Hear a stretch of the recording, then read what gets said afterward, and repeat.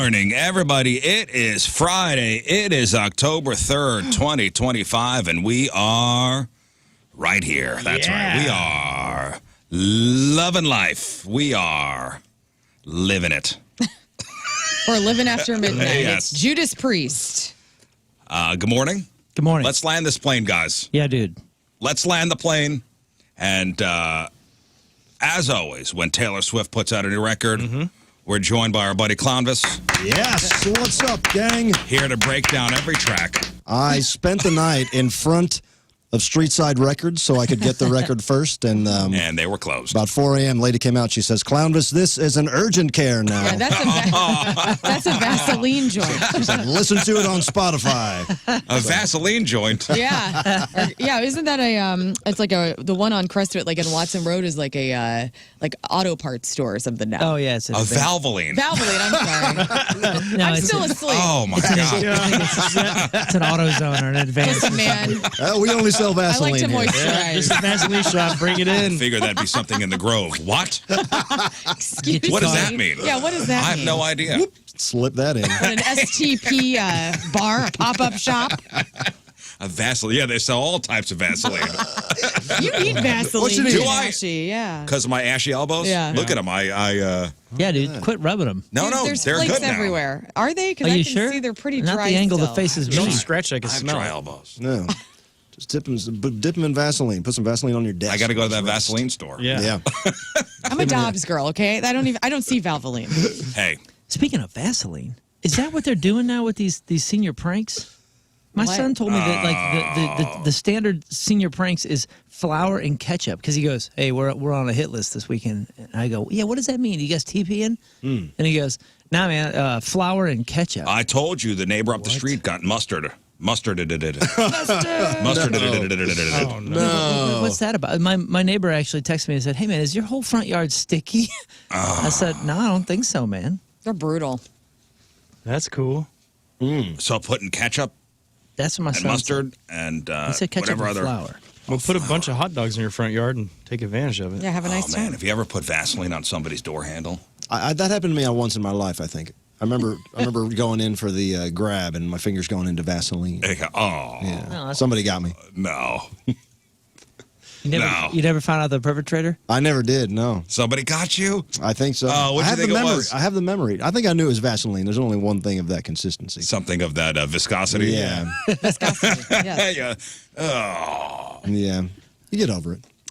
Do you? I don't know. It Doesn't sound like it would take a while. Well, What's the first? So you put your hand to open up your door. Yeah. And you feel something. I don't know. What if you stick your hand in Vaseline? What is that? Sticky, waxy. Is it sticky? It's like it's its own slimy thing. slimy and thick. Yeah. yeah. And what's your first thought? What's the first thought that goes through Clownvis's head? Well, I was like, oh, what is this? You know, and you worry about it. But then you see it, it's clear, and you're like, oh, it's just a goof. Somebody's just, and I Somebody's looked around to see if anybody was looking and laughing, and they weren't, which made it a little more peculiar because I'm like, what gratification does this get Right. somebody? Right. Maybe they're getting it right now. Yeah, maybe so. Maybe right now they go, 20 years. Confirmation. paying off. Got him. I remember doing Been getting in my passenger door for the last 20 years. Have you ever been pranked? Anybody ever been pranked? Yeah. course. Oh, yeah. Or have been the victim of a prank, maybe not specifically for you, but like walked into almost a booby trap? Oh, that's a good question. Probably. Yeah. I've walked a lot. We TP'd and egged, back in high school. Pranks. I mean, the band pranked me a time or two. It didn't last too But long. maybe something not meant for you specifically. Yeah. Like your dad, like your. But Somebody was setting it up. so for example, like I remember this was a long, long time ago at a concert hall. I really had I had the bubble guts, and man, I had to go. Mm-hmm. And somebody put toothpaste on the toilet seat. Oh, no. No. What? Oh yeah. You saw it though, right? No. Oh, how'd you know? Wow. You planted on toothpaste? Well, it was almost the color of the seat. You don't wipe it first? I don't know how you can't see that. You must have really had to go. I Yeah. think I really had to go, and I probably had a couple Okay. a couple, 2, 3 drinks in me, Wow. and At least that's fresh smelling. Yeah, it's not bad. and I plopped down, and I went, oh, no. Sober you up real quick, I'll tell you that. Yeah. Well, the way Clownvis is talking about the prank without the gratification, without being able to witness your thing. I think I remember doing the saran wrap over the toilet, and you put the seat down, hoping that somebody's gonna pee on it or whatever, and not know. But then you do that and you go, well, I'm not going to be in there for this. Right. I'm not going to get to see Unless it. you hang out in the bathroom. Yeah, well, yeah. So somebody who put the toilet, who put the toothpaste on the toilet seat, they didn't see what happened. Right. I They guess don't it's- know who they got. I guess it's just the imagination. Yeah. Well, and so. then the no. I guess what you're doing is you're sowing chaos. Yeah. That's what you're doing. Just for you. My favorite prank is when you have in a kitchen sink, the squirter thing that you squirt the dishes with. Oh, yeah. That you pull out. You duct tape that, or you tape it so the handle's down. Oh. So then when they turn the sink Yes, on, it that's squirts fun. right at them. That's Yeah, fun. yeah. I did that to my mother a few times. That's a good That's one. fun. See, That's a that's good nobody gets Yeah. hurt, and nobody gets their ass pasted. Old pasty ass over Old here. pasty ass. Or remember, you'd go in a friend's car and you turn everything on.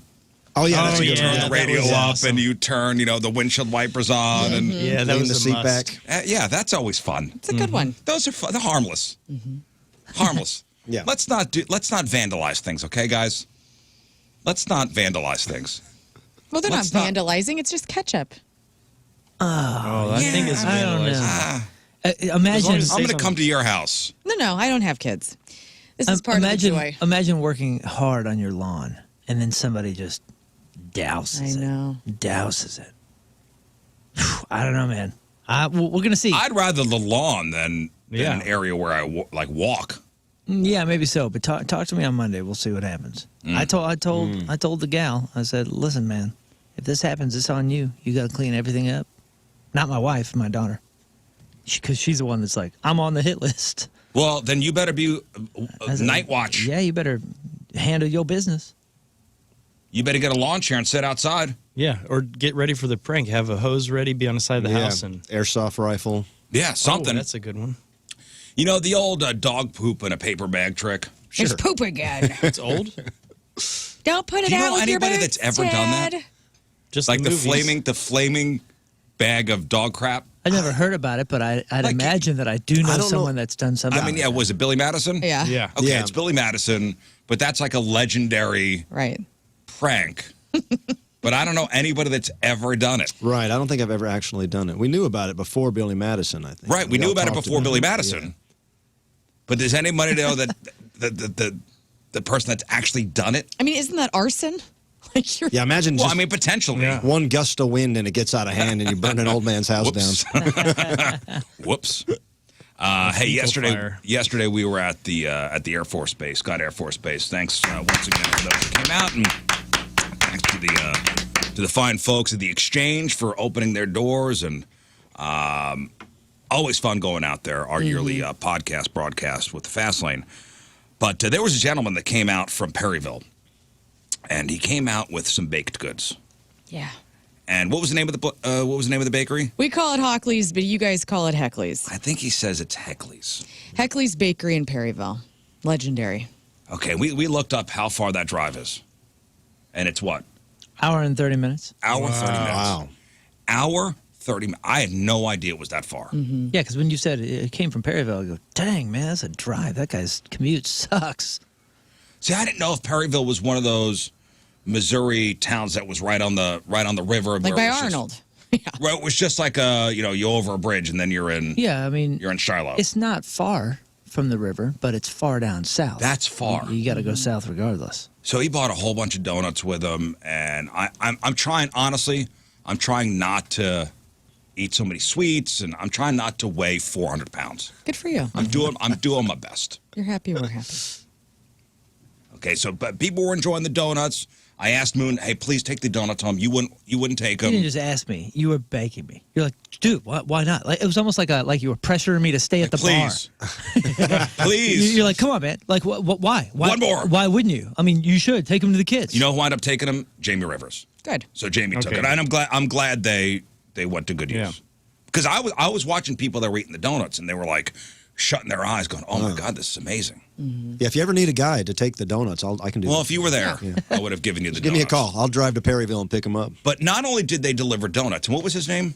Leon. Leon. Dude, thank you so much. Sweet Leon decided to bring us, because we talked about Hockley's on the show before. So he also brought in this wax paper coffee cake. It's coffee cake, yeah. So you were like, "Oh my God, Jerry loves this coffee cake." This coffee cake has been in my life for the entire time Jerry Bauer has been in my life, my stepdad. Because he loves it so much, because he grew up in Chester, Illinois, so that's kind of across the river in the Illinois side from Perryville, and he would just always have this. So he brought two nice big pieces. You took one piece home, and I go, "All right, I'll bring this home for the kids, like this piece of coffee cake." So I got home, and I got home at like almost 3 o'clock. And it was like that in between time where I don't want to have a big meal. We're gonna have dinner. Let me just have a little piece of something. So I'm like, all right, this coffee cake, fine, you got me. So I'm by myself, and I cut a little slice off this Heckley's Bakery and Deli coffee cake, and I went to another dimension. Yeah. Whoa. Oh, This Really?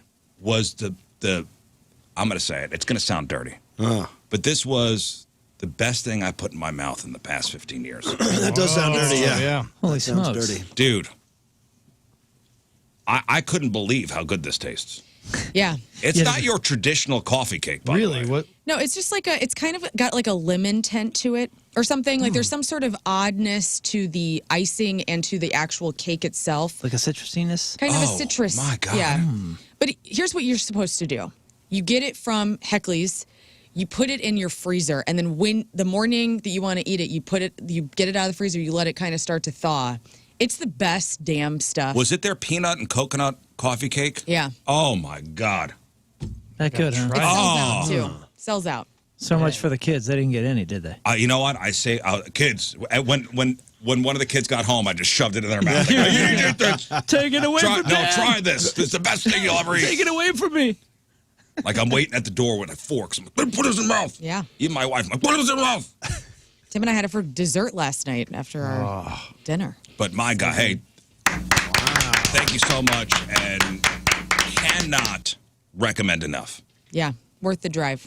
I'm not a huge sweets guy, but this is worth a drive, and I will hug you next time I see you. Yeah. I will hug you. Like, I will full embrace. I'm not a hugger either. Like, I'll give you a tight hug. It's sweetened up. You're salty. Oh, It's my nice. God. I'm a little bit sweeter today. I'm really surprised you haven't made a pitch to move them a little closer. Like, hey, how about you guys, come That's in far town a enough bit. away. That's far enough away where it's not going to be dangerous. That's a great point. Where it's not dangerous. Perryville in the news recently. Back in June, remember a guy died at the cereal plant there. Remember he got locked in the oven? Yes. No. He got locked in the industrial I remember that. cereal plant oven.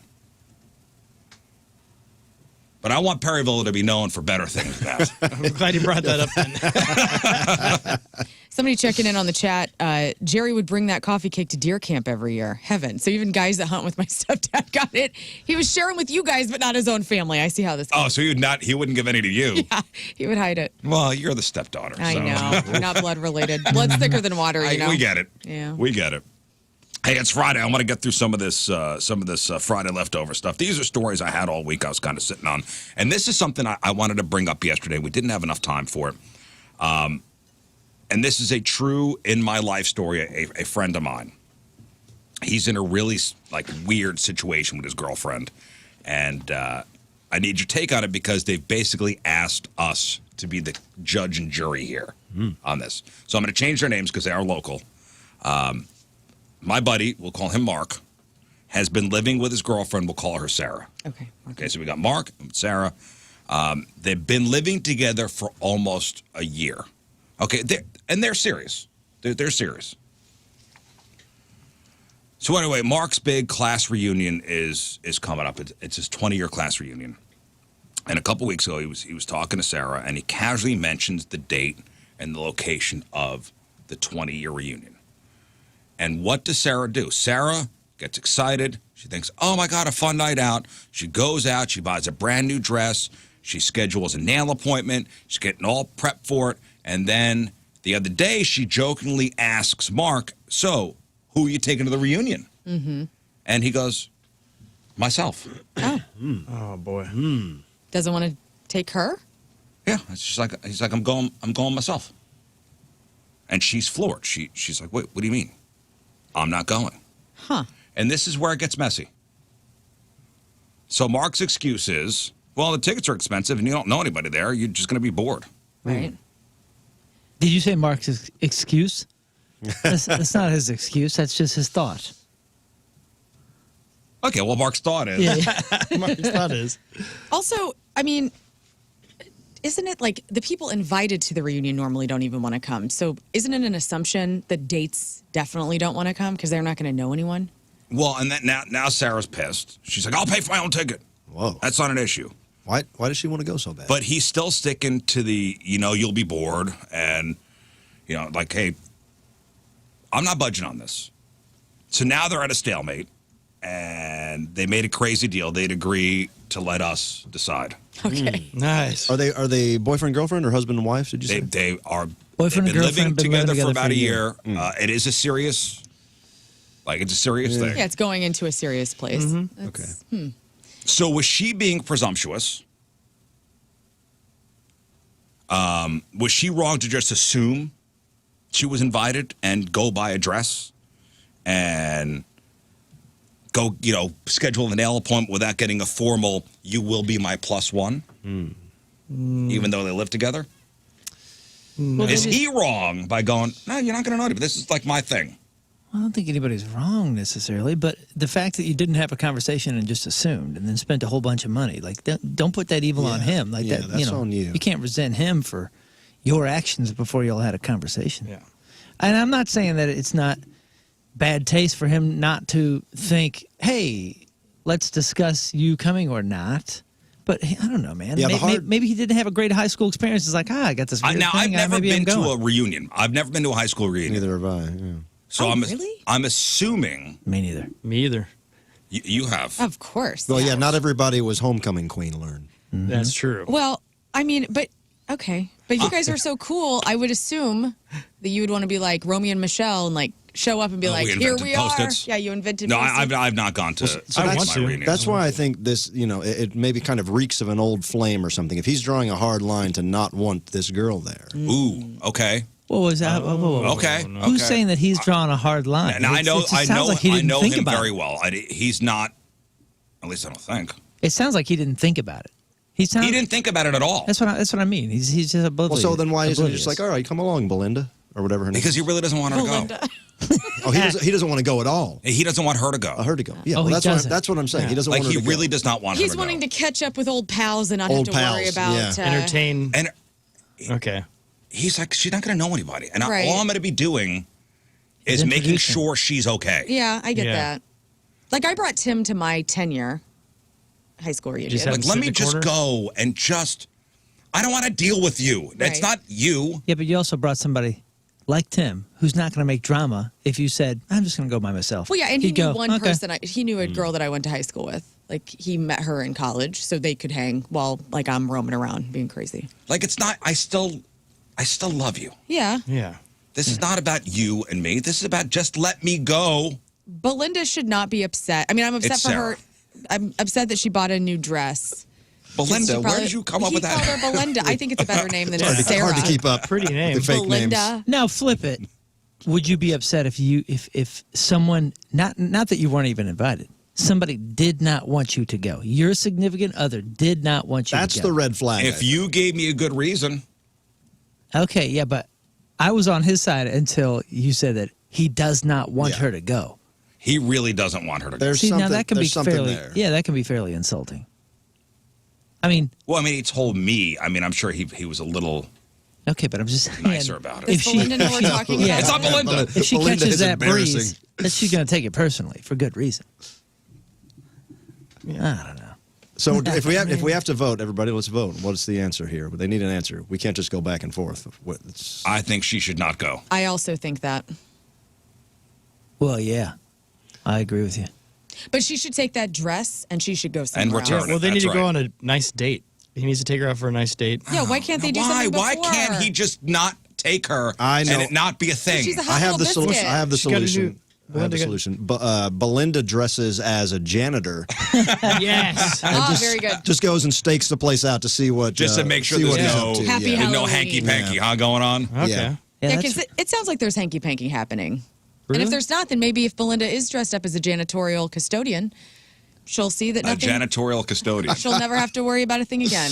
Yeah. Well, my mind doesn't go to the hanky-panky. My Yeah, mind me goes, either. I think, where Rizz's goes, and that he just doesn't want to.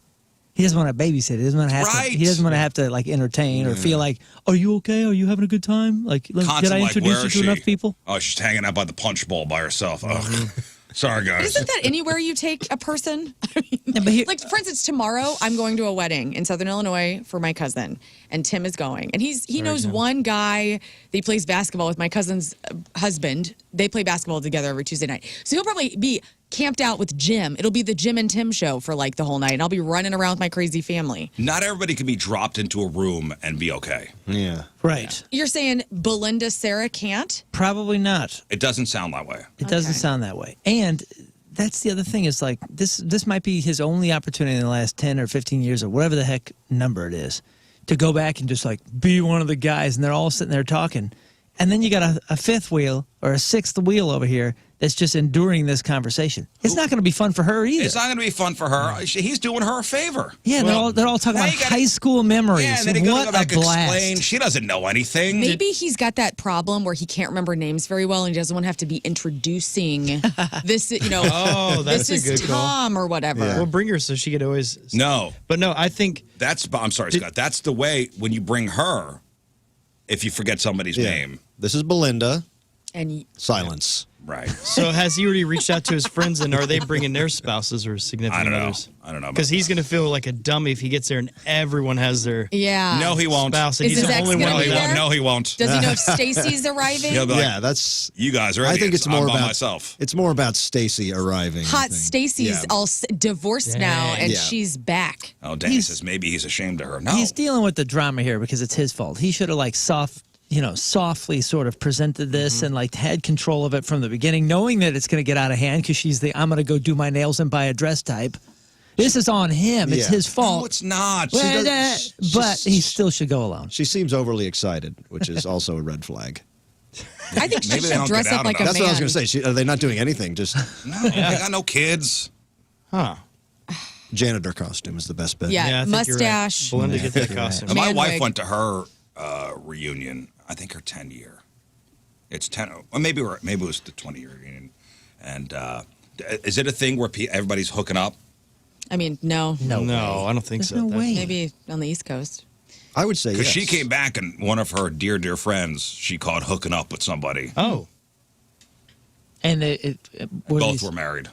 Oh, my. fascinating. That's not where my mind would go. I don't know, man. I would defer. If my wife is like, hey, I got a class reunion, I'd be like, cool, you want me to go?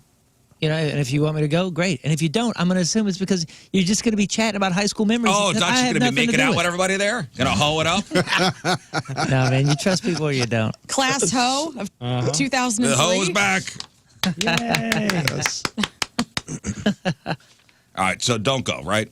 Yeah, don't go. Yeah, don't go. But go do Don't something go. else in your hot little dress. I don't want her to not have a good weekend. Have a girls' night. Go with the girls somewhere. I don't know. Go, Go dancing. Yeah, Go bowling. boxers and briefs. Yes. Go dancing. This week we lost a part of our youth. I don't know if you heard the news, but Yeah, they changed the Reading Rainbow song. You're so mad about Michael, the librarian. He's very sweet. I saw a video of him, and I'm enjoying him. Oh, yeah, This I think week- he's awesome. this week we officially lost this. Hang on. It's over, huh? Everybody know what that sound is? Yeah, Dial up. dialing up in the middle of the night. That's AOL. We lost our AOL dial-up internet service. AOL dial-up internet service has officially shut down. That's it. It's over. Didn't What am know I- it lasted this long. What are my parents going to do? Like officially this week, it shut down. The former trailblazer of online access turned off its dial-up service on Tuesday. Wow. I mean, that's it. It's a good How much? run. How much joy? How much joy did that sound give us, knowing we're about to enter the World Wide Web? So many chat rooms just waiting. Yeah, changed lives. Age, sex, location. Wow. Where you at? Man. Yeah. Right, is that what it was? ASL? ASL. ASL. Not American Sign Language. Age, sex, location. Where you at? Yep. It's a good way to start a conversation, huh? Yeah. Jesus Christ. That's pretty much the creepiest thing on earth now. Really? It's a standard Not thing. looking back. Just get to the point. How old are you? What sex are you? And where are you at? I'm coming. Am I close? You wanna know how old I am and where I am? I don't like where this conversation is going. And it was never Terrible. true. You know, nobody ever was honest. I was honest. Okay, you were the only one. I was honest. I was always like a 40-year-old male in like San Diego. And I was like catfishing people, and or I was like 13 before it was cool. But we lost it. That is sad. boy. It's over. Yeah. I mean, when you heard that dial-up sound, you knew you were on your way. It was going through a portal. I remember doing that living at home in the middle of the night, like putting a towel over the monitor to try to quiet down so I didn't wake up mom and dad, in the middle of the night. That was loud as hell, boy. Little Clownvis. Trying to get in them clown chat rooms. Let me in. So at its peak, AOL had over 20 million users and was involved in that historic merger with Time Warner back in 2000. The decision to shut down the dial-up service was part of a routine evaluation of products and services. Only if there were still people using it. I mean, honestly, there were still like a couple hundred people were still using it. Awesome. I got a couple buddies that have AOL addresses. Is that still going to be a thing? Yes, AOL will still be A .com. Clownvis at AOL.com. Let's see. Wish I had that. Great. If you see somebody with an AOL address, Oh, yeah. They've been around for a while. I'm telling you, I got a couple Dinosaur. buddies. I'm like, really? still AOL? holding on to it, huh? Or Hotmail. Oh, yeah. Oh, yeah. Yeah. I just assume your junk folder is wild. Oh, my gosh. Can you imagine? You know what I mean? How many times that's been sold on a dark web? Yeah, dude. Like, what a strange place your inbox has to be. So only a few hundred people were still using the AOL dial-up internet.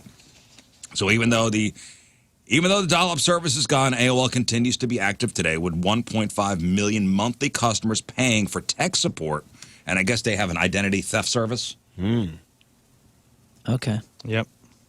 Just mail them another 100 hours on a DVD or whatever. On a CD. Don't you Those remember- would come with the newspaper. Whenever it first started, there would be just a couple, like maybe 200 minutes or something free.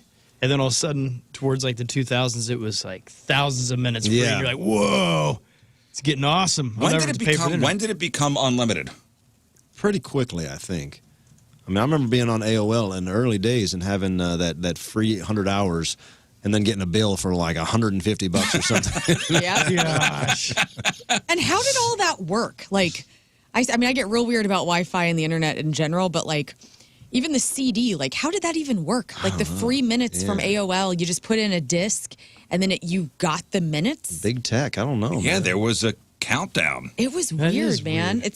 We just took it for granted. We're like, oh, yeah, this is how this works. Well, then all of a sudden it was unlimited. I know. It just like, remember we used to have to pay for making a long distance phone call? Right. Yeah. And now you don't. Right. Like there was a time where we had to pay for a long distance phone call. I And know. my singular cell phone was, free after 9 p.m. Right. Yeah. Free nights and Singular. weekends. Free nights and Hey, weekends. can I call you back in 25 minutes? Okay, good. Because it'll What, be was it after usually 9 after 9 p.m. o'clock? Yeah. Yeah. All your Don't be business. calling me in the 8 p.m. hour. You know it's going to cost me double. Because it was a big deal when they moved it up to like 6 or 7 p.m. Oh, free yeah. after that. You're like, whoa, now it's worth But it. when was the moment where it all became just unlimited? I don't know. Man, I don't know. Probably probably a lawsuit around somewhere. iPhone. Did we make a big deal out of it? Because I don't. I think so. 2006, 7 It kind of slipped in, I It think. kind of just slipped in. Yeah, no. slipped in. And I went to that Vaseline store. Yeah. Slipped On right in, Watson. like all of a sudden, it just unlimited. There are a ton of Hallmark birthday cards about getting older and getting wiser. Mm-hmm. But let's be honest, no one is at peak mental capacity at the age of 80, right? No. They have wisdom, but it's lots of other things have gone away. Right. So yesterday we were talking about kids these days think that somebody's old when they hit 49. When they hit 49 years old, that's when a kid thinks you're officially old. Yeah. How old's a Clownvis? How old am I? Yeah. Don't ask a clown his age. What's wrong with you? I'm sorry. I didn't know the rules. How dare you? No, there's rules. I'm a young man. So there's a new study in the journal Intelligence about a metric called the Cognitive Personality Functioning Index. It's a measure of how intelligence, judgment, and other key traits evolve over the average lifespan. And it shows a pattern. It's not just a random theory. It's based on decades of psychological research. It shows a pattern. The overall functioning of the human brain reaches its peak. So you are the smartest.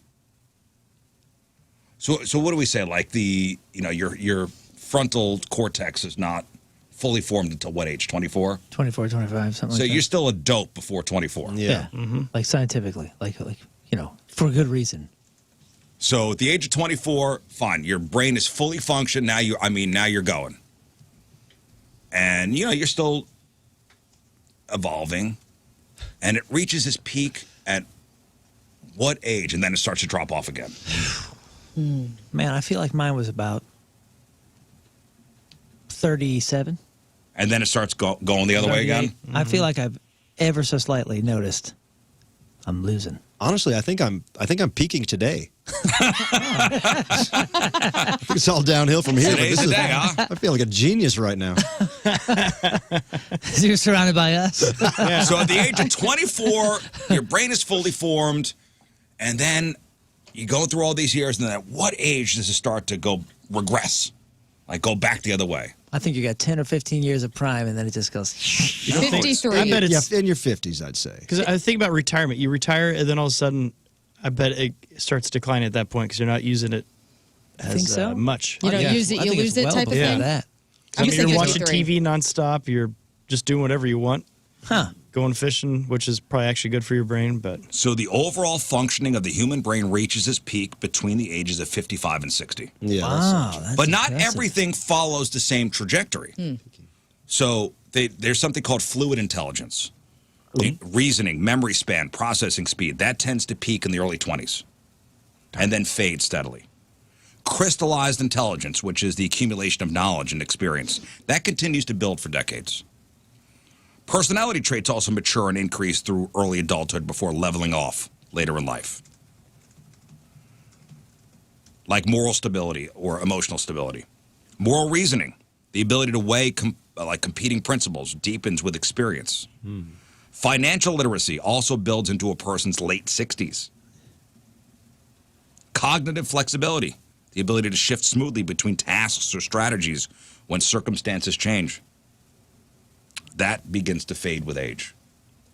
So we still got some time. Yeah, we do. Like we're good. Like we're all right. We still got a couple. Got a couple good years left. Although all those whippets I did. Oh, man. I don't know. Huh? I don't know. Killed some brain cells back in the day. Clownvis, will you be dressing up for Halloween this year?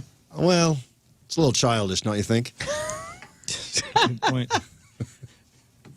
No, I don't think so. I mean, I don't know. Maybe a vampire or something, but probably not. Probably not. So an early Halloween poll found that 79% of adults plan to celebrate Halloween this year. But that doesn't mean they're dressing up for it. Most of us will not. I need to figure out what I'm going to wear Yes, you for do. that Halloween party we're doing. Me too, man. I'm right in the zone where like I want to do something cool, but on a budget, and that's hard to do these days. I saw that Minecraft movie, and the whole time I was like, "That's it. I'm this Jason Momoa character for Halloween. I'm getting that pink tassel leather jacket. I'm doing it." Right. Man, you can't find that. It's either a total pile of crap, like from the '80s that you got at the, whatever place was selling makeshift Halloween, Halloween costumes, or it's $300 or $400. Man. I don't want to Yeah. drop that. I don't want to. Who wants to drop that? Well, what's the theme? The theme of the Ballpark Village Halloween party is what? Ride or die. But what is that? Nobody knows. I'm still It's like a not carnival. clear. I think it's a carnival. Because it's got the skeletons on a roller coaster. We talked to them before. Yeah, but like, what does that mean? Like, how do you? Is it a just dress haunted, like a is it a carny? haunted amusement park? Yes. What are you going to be, a candy is that? striper? Like what? I don't. The whole point of the thing is creativity. Why do I have to explain? What have I this got to- none of that? Tim and I have decided to do ride or die like as a couple. Like you're ride or die, you know? And so we are being a movie couple. Okay. Oh, well, Maybe. This is like one of the ideas we have. Mainly, we're just dressing up as a fantasy that I had for a really long right. time. And you're just going to try to fit it into and you're going to try to shoehorn it into the theme. It'll be pretty easy. You don't have to stick with the theme. No, because I was thinking I wanted to go as the Six Flags. The bald cap. The old man. That's a good idea. That is a perfect one. But first of all, the costume is going to be annoying because it's going to be a The bald cap. makeup The and skull cap. And you have to dance all night yeah, I know. with a Bluetooth speaker in your pocket. It's going to be annoying. Right. You're good. That's also the point of Halloween. To be annoying? Yeah. To not enjoy yourself? Weren't there vintage Six Flags characters that would walk around like in the 60s and 70s? Oh, like before the Looney Tunes stuff? Yeah. I bet there was. I'm going to dress like a corn dog since it's carnival theme. I love that. Oh, JT says it's ride or die, so one of us has to be 50 Cent. Scott? Oh, that's Hey, I'm in. Okay. Rizz, I could see you as a good Ghost Rider, Nicolas Cage in Ghost Rider. How do you do that? Just set your head on fire. Wear a leather jacket. And You look cool. So Scott's going to go as 50 Cent, Yeah. right? Yeah. Gentlemen, we got us a black man. Yep. All in, right? That'll go I'll well get a for late you. night show. That'll go well. Yeah, I'll get a late night show or be the president of Canada. One of the two. I don't know. Yeah, I don't know what I'm going to do. But it's Halloween's on a Friday. yeah, baby. So everybody's going to go all out this year. It's a big one. So 79% of adults plan to celebrate this year. Doesn't mean they're dressing up. Most of us won't. Less than half of adults planning to celebrate Halloween will wear a costume. So 39%. Two things can predict how into Halloween you are: age and kids. So 93% of Gen Z adults will celebrate in one way or another, compared to 66% of boomers. That includes dressing up, handing out candy, or just putting a pumpkin on your doorstep. And people with kids at home are also more likely to go big on Halloween.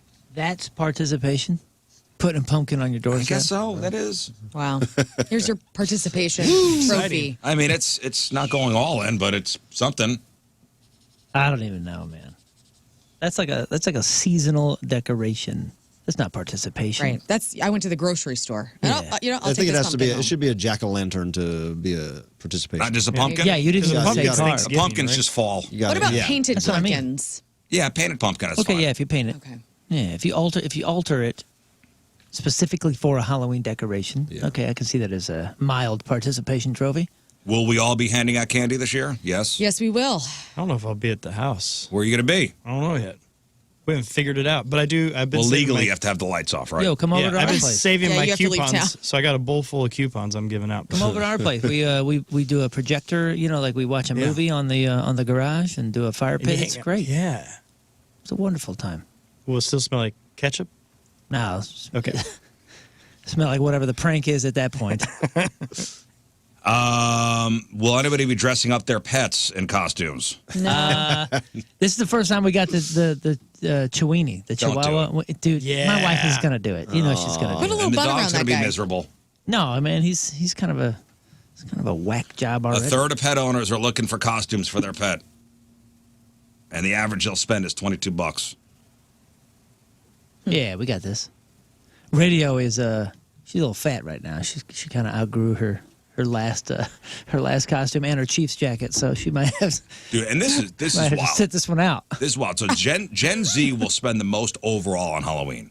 So the average boomer, so a boomer would be how old? Well, Your 70s? mom. My mom. 65 45. plus. Okay. The average boomer household will spend $93 on candy, decorations, costumes. Gen Z, $622. Yeah. right. That's the average. Well spent. Screw that student loan payment. I need a sexy Labubu costume. Hell yeah. Yes, full mascot costume. You say That's, honey boo that's boo? $622 per household, not per person. Okay. It's right around this time. I'm kind of done with it now, but for the last 2 weeks, we play this game.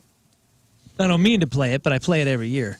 When I'm walking around the house, and I'll notice a decoration and go, God, is this new? Did we buy this one? And then my wife has to go, no, we've had that for 3 Halloweens. I didn't spend any more money this year. And then, a couple days will go by, I'll forget that conversation, and then I'll see another thing that I haven't seen before and go, oh my gosh, how much was this? We got this in 2019. Don't worry about it. Don't ask questions. You don't want the answers There's to. just so many decorations that just appear. And she loves it. It's fun. More than half of parents say they're making their kids' Halloween costumes this year. Yeah, right. I like that. Everybody says that, and then you get the week of, and you go, "Oh, God, Oh, damn it! What do I have around the house that we could? yeah, my child is crying." Well, I love the handmade ones. You see those photos from the 30s, 40s, 50s, whatever, the kids dressing up, and they always look so scary and crazy. Oh, yeah. Yeah. Yeah, I think that's worth doing. I just never had anybody in the family that was creative or good with their hands. So anytime somebody tried to make me a costume, it was garbage, and I got made fun of at school. You're just like, "Grandma, you got to stop trying."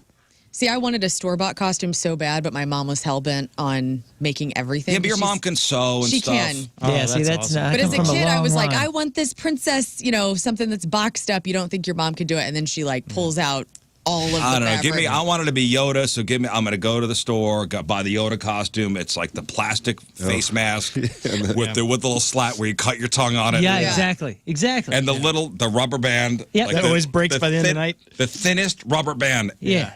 possible. Yep. That's just stapled onto the sides. That you go to 3 houses and it's broken. Yep. And the costume itself is pretty much a garbage bag. Well, that's why they'd put the picture of Yoda's face right on the costume, too. So when the mask gave out, you'd still know you're supposed to be Yoda. Yeah. You know exactly what costumes I'm talking about. Oh, yeah, dude. Those plastic It's masks Walmart. were always what I ended up getting just because I They're come from cheap. a long line of people that don't make anything. Well, your dad, that one year he made you a beaker. That was cool.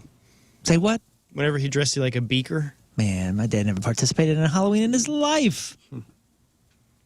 They don't make those kind of costumes anymore, do they? Not that bad. Not that. I mean, they were bad. You can go to antique malls and get them, though. Like those were bad. Walmart has the same vibe. I'd seen that. I just saw they did have costumes that have that same vibe, but not that exact smush against your face with the same photo on your chest. Right.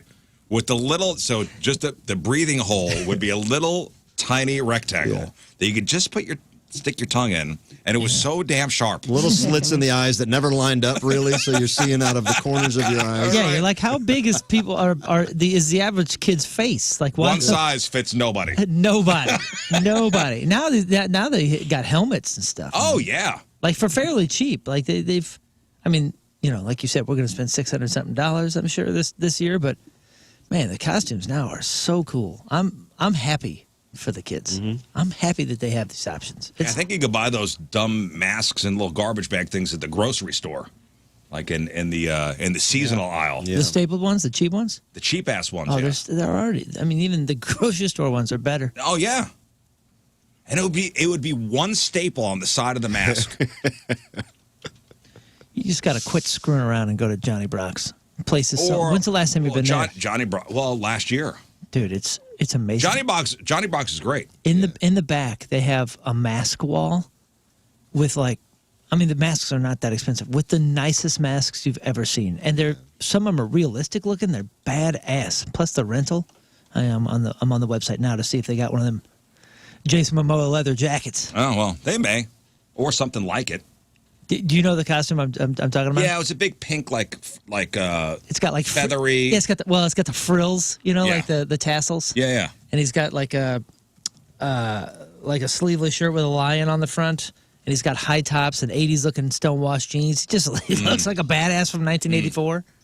Yeah, if you're gonna dress up your dog, make sure you take a picture. I want to see how miserable the dog looks. We tried that with Cat the dog once. You did. My wife bought a costume. What was she? Yoda? Butterfly. It was the devil, Oh, man. Devil dog. Okay. Aw. and the dog was like, "Nope, not gonna do this." Crapped in her shoes. That'll show you. Who here's been to San Francisco? I have. You guys have been to San Francisco. I years ago, but San Francisco is known as a very, very pet friendly city. Not Well, what I thought you were going to say. No, St. Louis is pet friendly. I mean, we got our cat cafes, huh? Yeah. Meow House. What's up? Cat cafes, and there's a place that opened up in Wildwood, a coffee place where you could bring your dogs in. My wife goes, we should go there with the dogs. I go, Yeah, your dogs. Why? We don't. This is not necessary. Make a good memory for the dog. I don't think they're going to remember anything. But, San Francisco with its big parks and beaches and shops that have always, they always have a treat handy because you can bring your dogs everywhere in San Francisco, apparently. It's a dog lover's dream. But it seems things might have gone a little too far. And now even the most devoted dog people are like, I think we have a problem here. It's too much. And I don't want to see this city go in this direction. Yeah. It's not about hating dogs. It's about what happens when their owners check out. So picture this. You're enjoying a pastry in the park, and an off-leash dog literally launches itself on you and then licks your food into a slobbery mess. The owner sees the whole thing and just keeps walking. That actually happened to one woman. And the stories like this from San Francisco are just ongoing. One guy was doing sit-ups at his gym when a random dog strolled over and licked him right in the face. It might have been a guy dressed like a dog. When he told the owner, who was busy on his own, he just got a casual, sorry, dude. It's a whole scene. People are seeing dogs with their paws up on coffee shop counters. No one bats an eye. Well, how else are they supposed to order something? There's a black lab in one neighborhood that's apparently famous for snatching croissants right out of people's hands. I think I know what we need. Paw Patrol. Then there's the service animal issue. Managers of places like Trader Joe's say the number of dogs in the aisles are out of control. One woman, a proud dog owner herself, was shocked when she saw a dog just crap on the floor at Target.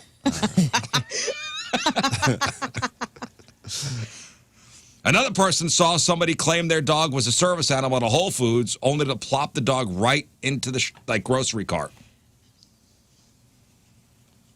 So some long-time residents of San Francisco say that the social contract among dog owners has completely broken down, especially since the pandemic. It used to be that if your dog was acting up, other owners would call you out on it. Now it just seems like everybody's looking the other way.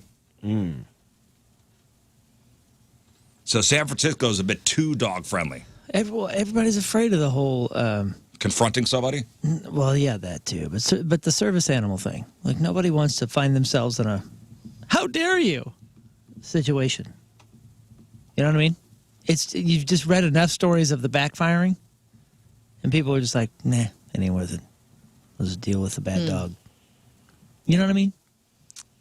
If somebody is willing to have their dog in a scenario that impedes on everyone else, and you not care, and then not care, they're kind of the style of person that is not going to be worth confronting anyway. You know what I mean? What are you gonna do? Like inject like a moral conscience? You're gonna teach them that there's others around where it's not all about you, right? Like I think they're kind of in their groove. I'm not sure you have the time or the resources to change their mind. So I don't know. The whole point of this article was, some of these dog-friendly cities are a little bit too much, and now it's just we've gone past the point of it's cute, and now it's annoying. That's a bummer. Yeah, well, just like smoking, maybe we just make a dog section, like a dog or not dog. Like when you get to Cracker Barrel, yes. they just put you in the dog section. Yes, if you're having a walk-around dog poop at Target, you've gone too far. Yep. And the Cracker Barrel in San Francisco is incredible. By the way. Well, you give an inch, people take a mile. There used to be this dog friendly. Well, they said it. There was a social contract among dog owners. Yeah, there used to be, and it's completely broke down. Totally broke down, and now it's cost us all because there used to be this dog friendly restaurant that we used to go to. It was even named after a dog, but people's dogs were so poorly behaved, and people didn't care that they just stopped it. They like we showed up one day and they're like, "Yeah, we don't allow dogs." I was like, "What? What?" At the dog cafe? Because people would think they could just go there and just let their dogs loose. Right, and they go, yeah, we just had too many issues. I was like, well, change the name is quite confusing. But yeah, they just got rid of it. And they survived for a couple years after that, but no dogs. Yeah, I know some people that will not take their dogs to dog parks because of particular owners. I won't do it anymore either. I won't either. Their dogs are out of control and they don't care. Yeah, I won't. I don't know. It's one of those risky things because there's so many dogs that don't get treated for things, and then they're in there being gross, and I don't know. My girls are healthy. I gotta keep them healthy. It's a behavior issue. Yeah, I don't want them to get. Have you been to the cat cafe? No, I live in a cat cafe in my house. we go all So the time. anytime you make coffee, it's a cat cafe. It is. And Like your house. last night I had a new cat, this orange cat that I've named Clementine's been coming around and it's all scrawny. And I told Tim, I was like, guess we got to handle this. So, I mean, now I'm up to 4. So now you have a new cat just wandering onto your property. Yeah, check this out. man. The word is out, huh? The I can't word wait is for the out. litter to happen. I mean, this was last night. This thing's just showing up to my Oh house. my God! Because you An got orange- food out. an orange- Well, Just no, showing it's up. Food. An orangey, those are brilliant. You put a know. lasagna out for the cat. And Them's- they're them's is the smart cute. cats. I don't know if it's a boy or girl cat though. We go to the cat cafe, and for me, to be honest, it's an opium den. It's where we go for our fix because my daughter, one of my daughters is like deathly allergic to cats. I actually asked her yesterday. I said, "Hey, there's a big adoption thing going on this weekend, but people pay for your adoption fees. What are we thinking about cats?" And she goes, "Dad, what are you thinking?" You trying to kill me? She's like, "Yeah." She's like, "I still get sneezy and whatever around certain dogs, including our dog. You can't bring a cat in here; you'll kill me." So we go to the cat cafe for our fix. It costs us like $10 or whatever the heck it is, and you go in there and you just pet cats. It's the coolest thing ever. Yeah. What is this going down at St. Charles? You sent me this Oh yeah. this weekend. Mars It's something with that pet adoption. Mars Global Adoption Weekend, October 3rd through the 5th. What is Mars? That's a planet in outer space. I know. Besides that, I didn't know that's where cats. I don't know come what from. that is, but I Is that thought like a Missouri animal? rescue rescue- are we just making things up? Yeah. Are we making things up now? symbolism? We can figure it out. I'm not sure. I'll read the press release. This weekend, Mars and its family of pet care brands are supporting the 17th annual Global Adoption Weekend at dozens of partner shelters across the U.S. in more than 20 countries, including the St. Charles County Pet Adoption Center.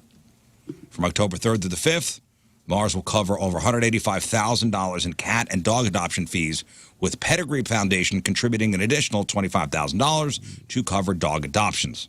Heck yeah, that's super cool, right? Yes, that's at the St. Charles County Pet Adoption Center on Mid Rivers Mall Drive. Look it up. That's right across from the community college right there. Can you adopt steaks and stuff? That'd be nice. Like a ribeye? Yeah, if that's a meat and it's all truck. free. I'm in. No. Hey, speaking of steak, the first State of Steak report is out. That's right. The State of Steak. How's the state of state? Like, what's going on in the steak world? Yeah. I'm telling you, I'm getting through all my Friday leftovers. Secretary of I State. believe you didn't get to this sooner. Go ahead. The food company Cargill just released its first ever State of Steak report looking at when, where, and how Americans eat their steak at restaurants. What is the most ordered steak in America, according to the State of Steak report? Filet mignon. Filet mignon? All right, you're going to go filet mignon. Learn. I'm going to go ribeye.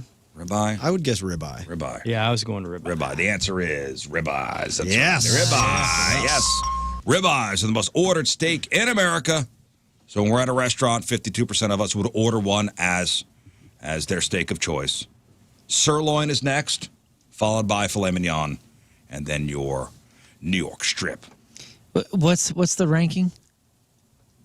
Of That's the- pretty much it. No, the best cut. Ribeye to me is Oh, was? I thought it was prime rib. no. Ribeyes. That's where I live. That's the high level? That's me. That's where I live right there. I live on the ribeye. If I went to a place that offered them all, Prime what's the rib. price? Prime rib's a whole thing. That's like, with where they cut at the table, right? Or you get prime rib's a big piece. You get a big piece of prime rib. It's slow roasted, Okay. usually with a little au jus. Maybe I haven't had that. Prime ribs, boomers love prime rib. The prime rib's key demo skews older. Seniors are more likely to order it. On the grill is our favorite way to cook steak, and it's not even close. 73% of Americans say it's their preferred method. Mine is on a cast iron in the house. I don't like the word car being in the brand of a steak. I just think- Cargill? Yeah, I don't like that. Like Omaha steaks, right? Like cool, neutral. Sounds like- Yeah. It sounds like a bunch of cows in the plains of Omaha. Okay, I'm with you. Cargill, I just thought of exhaust and fish, and I don't. Cargill, I think of a jacket. Oh, because of Carhartt. Carhartt. yeah. Carhartt. Yeah, it's like the name matters, and I'm not sure I want that. Carved. And now over 90% of steak dinners are ordered at casual chains now, like Outback and Applebee's or Texas Roadhouse. They do them good. They do them just fine. And you get prime rib at those places? Or, I'm sorry, ribeyes? Ribeyes. Yeah. Yeah, ribeye's the way, man. Yeah. Got a It good is. fat ratio. What's the one that I had that I told you is like an $80 steak? Remember how I was like, man, what was it? Was it a New York strip, maybe? Heck no. I ain't getting nothing with New York in the name. What? New York strip's good. Their salsa's better. Steak type rankings. I gotta see. I thought it was prime rib. I thought you were like, no, don't ever get the filet. That was like No, I don't know. I don't like fillets. See, I love filet because I always thought filet was like the thing, and then you said no. That's for, Nah, man, that's that was for like amateurs. that was like a marketing, marketing. You got duped. Always get the like the filet. the filet mignon, huh? That's a marketing gimmick. Filet mignon. Okay, the list of most common types of steak ranked from best to worst based on their commonly accepted quality and Go ahead, give it popularity. to me. Number 8, chuck. Chuck roast, yes. Number 7, skirt steak. Skirt steak. Yeah, that's you'd use like fajitas and stuff. Number 6, flank steak. Same thing. Number 5, T-bone. Dude, you're the T- Secretary of State right now. T-bone. You do everything. Yeah. I don't. do T-bones are tough to cook because on one side you got, I think, a strip. On the other side you got the fillet. And Yeah, it's like kind of fatty and meaty. And it's well, only it's tough. really It's tough to cook both because you have a fillet on the one side of the T-bone, and I think a New York strip on the other side. Is that how it is? Okay. And getting the temperatures right on both sides with the bone in the middle is somehow pain in the Waffle ass. House does it right. So number 5 is T-bone. Number 4 is sirloin or strip loin steak. Uh-huh. Number 3, New York strip. Uh-huh. Number 2, ribeye. And number 1 is tenderloin steak or tenderloin fillet. Tenderloin fillet. Yeah, what's that? I don't know. And I'm looking at this big old picture of a bone-in ribeye steak. I see what you're saying, like the marbling and all that kind of Oh, stuff. dude. It's a big deal. I can imagine this is flavorful. 12-ounce entree ribeye steak. What's the best steak in town here? The best place to get a steak? Scott Rizzuto's house. I'll be there. Sure it is. Round steak? I mean, there's so many different things. Well, any steak could be round. There's a lot of good steak. I like a good steakhouse, you know, and I like the sides. Yeah. I like, give me some cream spinach. Yeah. Hanger steak. Bavette steak. What is all this crap? There's a bunch of different cuts you can get. Porterhouse? Picanha is another popular one now. Yeah. The ribeye's number one. Here it is. Yeah, that looks Ribeye number perfect. 1 on this list. There it is. And finally, before we hit our first break, if you got kids, like little kids, little kids love those surprise eggs. Surprise eggs are a big thing with the younger generation. Yeah, what were they called? What's the Kinder eggs. Kinder eggs. Kinder eggs. But listen up, those little surprise eggs you see often at the checkout counter at a gas station or maybe the grocery store. If you bought one for your kids recently, you want to check it immediately. Nearly 100,000 Evermore surprise eggs are being recalled because surprise, you know what the surprise is? Fentanyl. Lead poisoning. Oh, God. Oh. It's a fun win. That's better than drugs. Evermore surprise eggs are being recalled because one of the toys inside has been found to contain unsafe levels of lead. And I guess it's a big deal, especially for kids. Even small amounts of lead could be harmful and lead to serious long-term health and developmental problems, as we see in King Scott. Huh? The good news is that no serious injuries have been reported so far, but officials are urging everyone to take the recall seriously. So this is the Evermore surprise eggs. They come in yellow, pink, or green wrapper. Inside the egg itself is gold and contains 7 small toys. The specific one is the small toy airplane found inside the egg. And these were sold at 7-Elevens. Oh, yeah, these are everywhere. Speedways. This is these things. You've seen these before. Oh, yeah. Oh, yeah. So let's bring a magnet and see if it sticks to it. I don't know. It's a one specific small toy airplane. If you see it, if you got one, destroy the airplane immediately. Crash that bitch. Get off my plane. Take them away from the kids immediately. It's this little thing. This little green airplane with the eyeballs To on get it out of here. Too much lead. Yeah. Bottom line here is check your kids' toy bins, especially if you've made a pit stop at a gas station. With them for one of those little eggs. Get it out of the house. Too much lead. All right, now let's do this. And it's brought to us by Hot Shot Sports Bar and Grill. Score a shot at $10,000 during during Blues away games this year at Hot Shot Sports Bar and Grill. Get all the details at hotshotsnet.com. From Festus, Andrew Mosley. Andrew. Scott will be down at Festus tomorrow for Yes, the I will. Meat on Main event. To celebrate his birthday. Andrew is his birthday? I don't know. I don't know why I said that. Andrew is a Rizvangelist. It's the lead talking. And has taken the show coast to coast, border to border, and beyond. He's never missed a show. Andrew says the way that 5 people can talk in sequence without being a disaster. I tell everyone what you hear is what you get, and there's none of the dumb radio voice you hear on other morning shows. Well, that's nice. Andrew Mosley from Festus is our Team Rizz Member of the Day. Get super sweet Team Rizz Member of the Day soccer jersey. Get yourself signed up 1057thepoint.com/Team Rizz. All right, we got a big show today. Clownvis is here. Yeah, baby. You guys have an event later this afternoon. Clownvis, King Scott, and Learn. Where are you guys at? Get your picks on 66. Yes. It's an antique mall.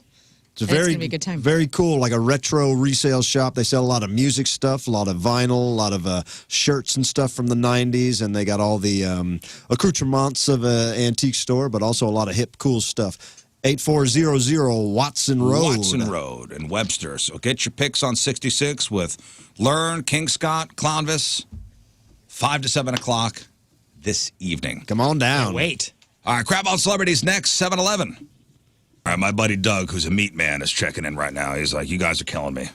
As a former meat department employee, the filet mignon is cut from the tenderloin and prime rib is cut from the exact same piece that's a ribeye, dumbasses. Yeah. Everybody keeps weighing in saying prime rib is the uncut version of. Okay, all right. Listen, the ribeye is my favorite, all ribeye right? You is dicks. cut. I thought you were the master of steaksman. I'm not. I just like what I like. Your Popeye. Right. Yes. As we mentioned, Crab on Celebrities next. All right, Learn, what do you got? Diddy pleads for some grace. The Tina Turner statue that just went up is not going well. New in theaters and streaming this weekend, and record store day releases you may want to think about. All right, we got that. We got your crappy birthdays. We got the porno birthday. All that and more next in your Crab on Celebrity. Stay there. All right, welcome back to the program. Phone number 314-624-3833 or 618-398-3833. The Schreier Air text line, 314-649-DUMB. The Mick Ultra Studio Cams, 1057thepoint.com/Rizz. The socials at RIZZ. Show your emails. Rizz Show at 1057thepoint.com. Clownvis is here. Hey, nowhere else I'd rather be. Comedian Rhys Darby stopping by. Yes. You know him from Flight of the Conchords. He was in the Thor movie, Our Flag Means Death. A lot of stuff. He's at Helium Comedy Club, and he's going to be here at 9 o'clock. Funny guy. Also, match up with Moon today, but Moon versus Clownvis edition. Yeah. You're going down, clown. I don't think so. I'm very bright. I'm a clown on you. Very bright fella. We got to shout out the hats of the week. So just like a NASCAR, you could sponsor our heads. Whatever you want to put on our head. As long as you make a donation to Cardinal Glennon Children's Hospital, and that's what these fine companies have done.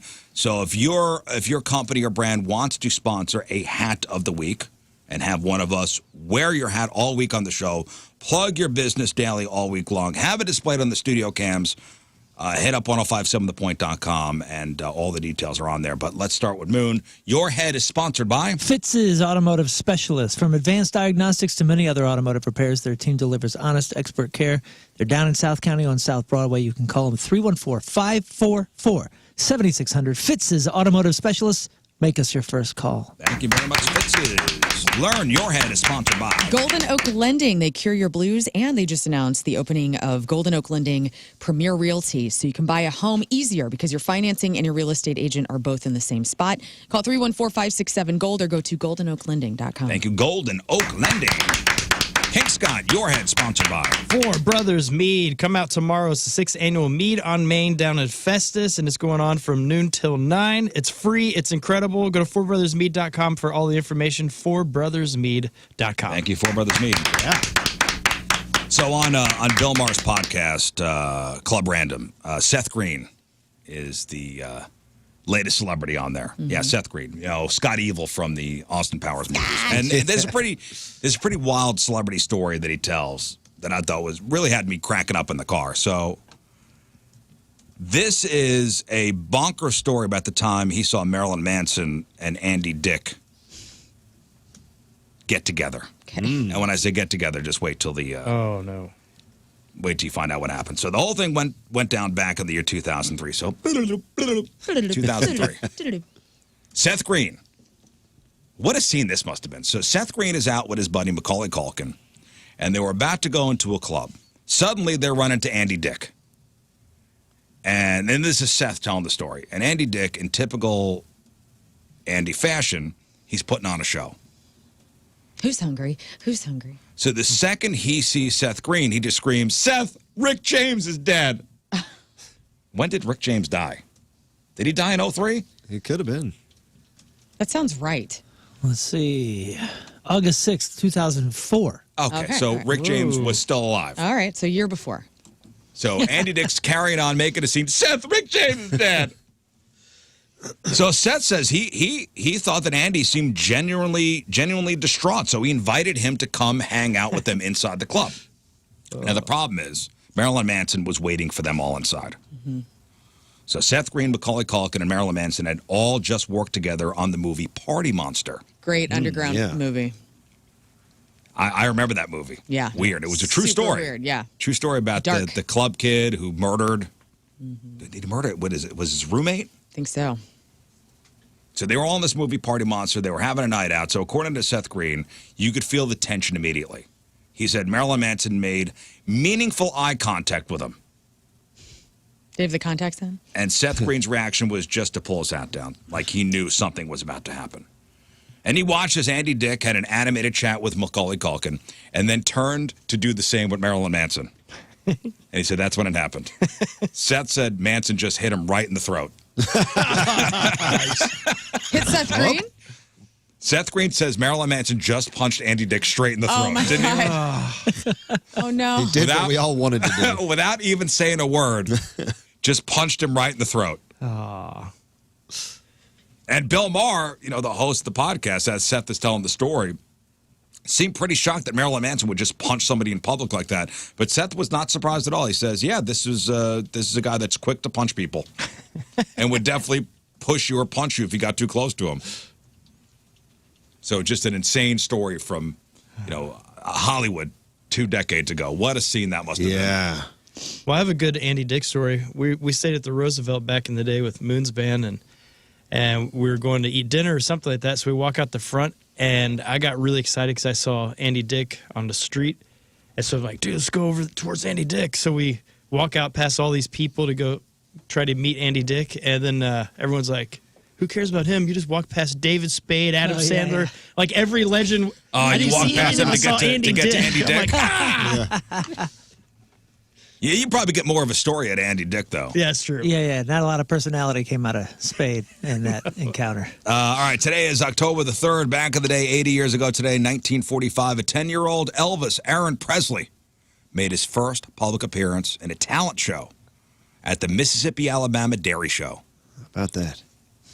What place did he come in? First place. 5th place.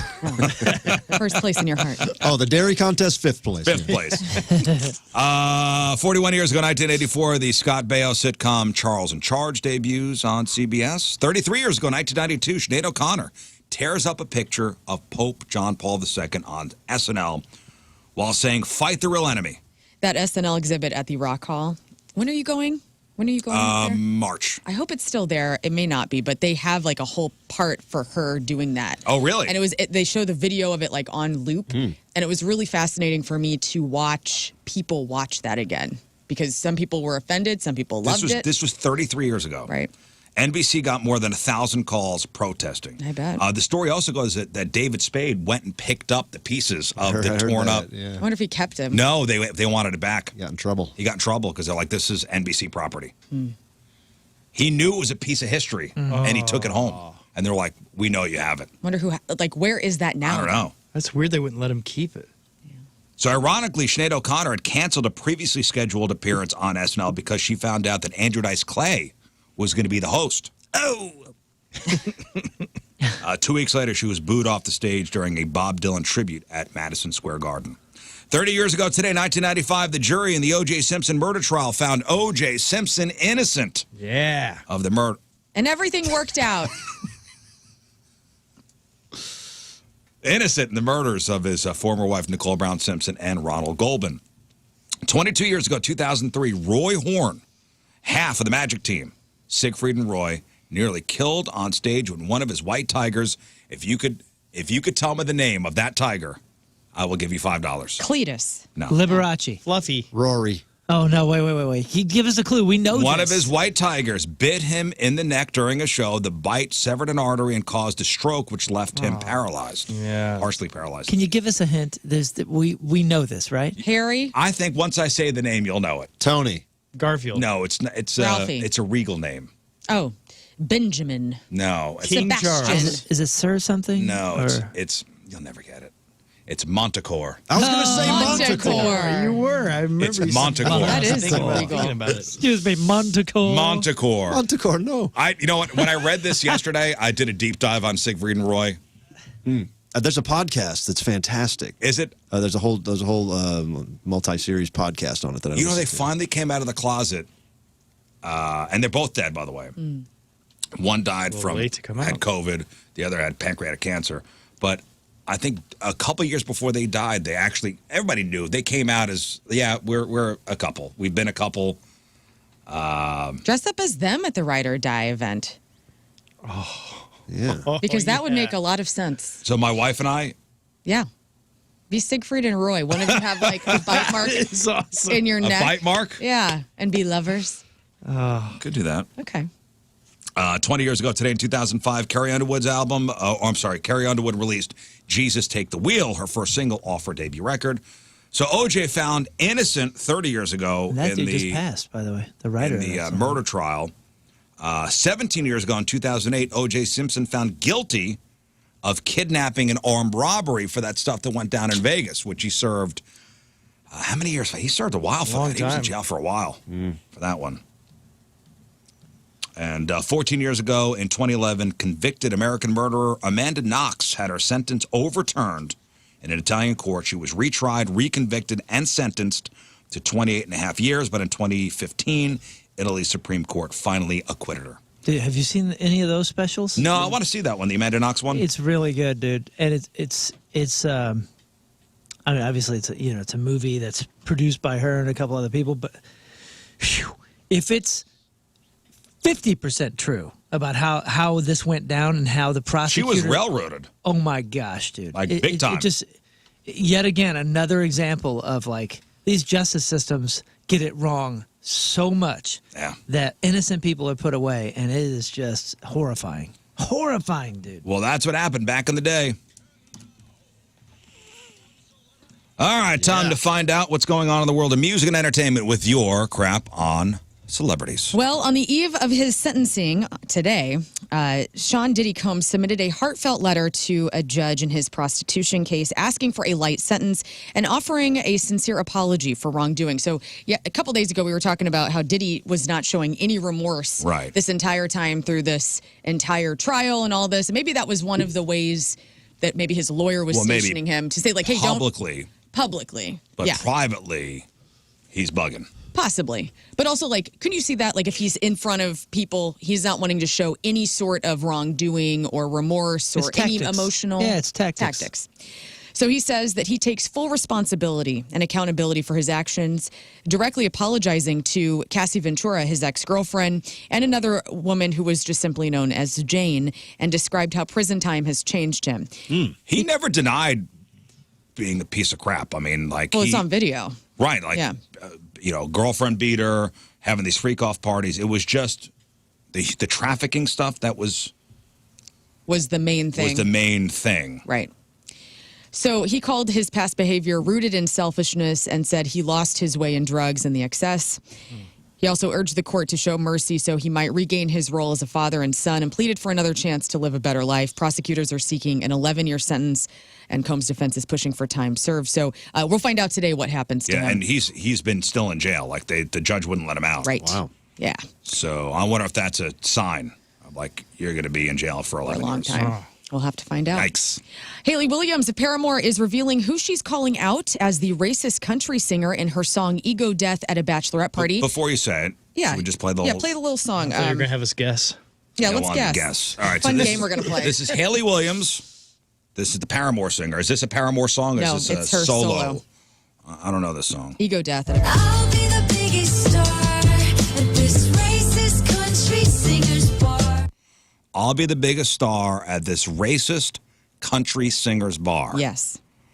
And she was on the New York Times Popcast podcast where that lyric specifically came up, and she was talking about us, speaking out against racism. So And she is talking specifically about one particular artist. yes. And here she is. Oh, do you want everybody to guess? I know the answer. Do you want to guess?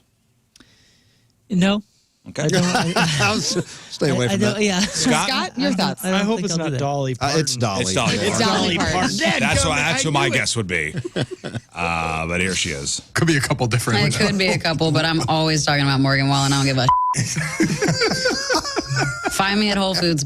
I don't care. Morgan Wallen. So over the summer when the song dropped, Hayley Williams chatted with Stereo Gum. She was asked if she had a favorite Nashville bar owned by a country singer, and she responded by saying, I don't have a favorite, and added that Morgan Wallen is her least favorite.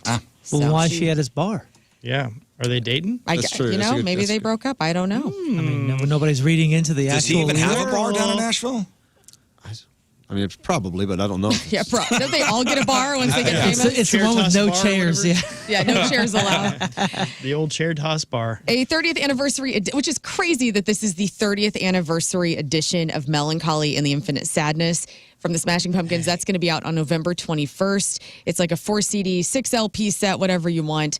Previously unreleased tracks from the 1996 Infinite Sadness tour, which I went to. Did you guys go to that tour? 1996? 1996. I was in 6th grade. Aw. And I was like, Bob, can we please go to SIU Carbondale because the Smashing Pumpkins were playing down there. That was my first concert. Was that tour? Wow. And I was And your mom took you? And she took me. Wow. Yeah. And she got me a Zero T-shirt, all that good that's stuff. dang. It was Wow. the perfect Cool first- mom. She is a Cool mom.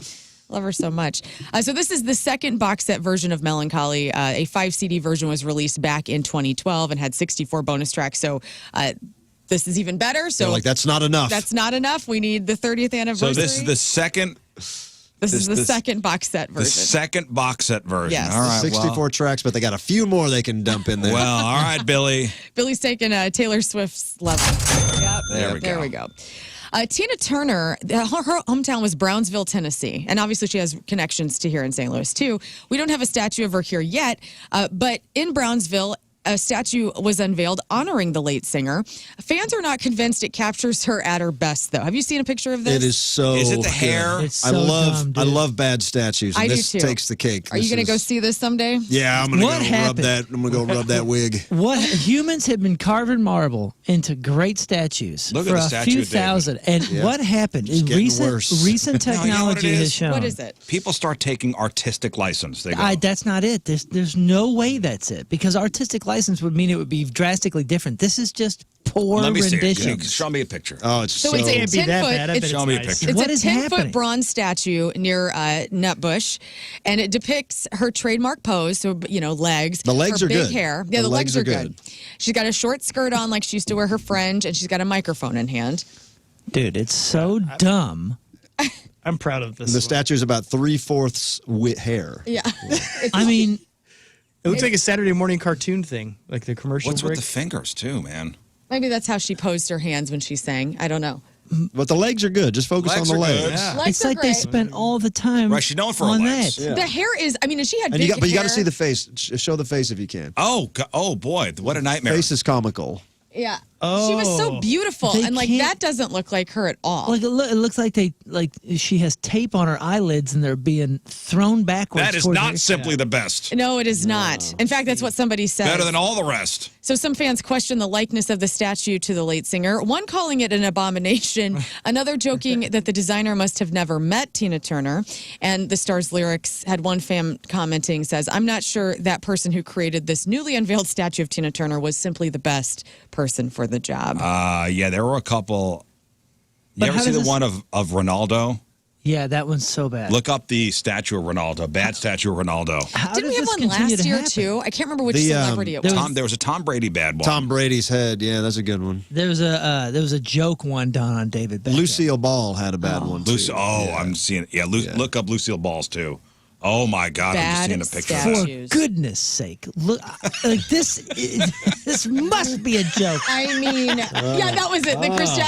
It's a Ronaldo one? Yeah. It's one of the most handsome men ever is. produced on the planet, Right. and we That couldn't is- sculpt anything that looked like a Made him ugly, person. boy. I love that one. Like even the hair sucks. They spent all this time on the Adam's apple. Look at the eyes. Oh, my God. What are we doing? The eyes are looking at you. I'm losing faith in humanity. This is what happens when first cousins marry. Dude, that's some Terminator looking ish. It's frightening. Dude, Look and up there's Lucille Ball. bad there's statue. multiple Ronaldo statues, by the way, and like here's one, but it looks like freaking Terminator. It looks like the Yeah, T1000. that's cool. Yeah. But I mean, but it doesn't even even look that like doesn't him. look like him. That's a statue that's handsome, at least, though. It's a I cool mean, looking is statue of A somebody human else. male. Yeah, a human male. Somebody else. Look up Lucille Ball. Clownvis is Pants. right, man. This one It's is frightening. terrible. I Yeah. can't wait. No, not It's that not one. that one? Good one. That Okay. one. No, down. Oh. That one. This one. Oh, my What God. in the world? That's It looks like the principal from Daria or Beavis and Butthead. Remember the principal? Oh, yeah. Kinda this is looks a like that. sixth grade that her art without makeup? project. That looks like Eleanor Roosevelt. Oh, look at the eyeballs. This They is. redid it. She's very pretty in the new one. Yeah, but look in at the that. I newer mean, that one. old one is. Oh, my God. That is. But even this one is not up to snuff for. That one's for way human- better. Who is Yeah, way getting better. commissioned to do these? That's what I mean. Let's hope that they paid to make a statue of Lucille Ball.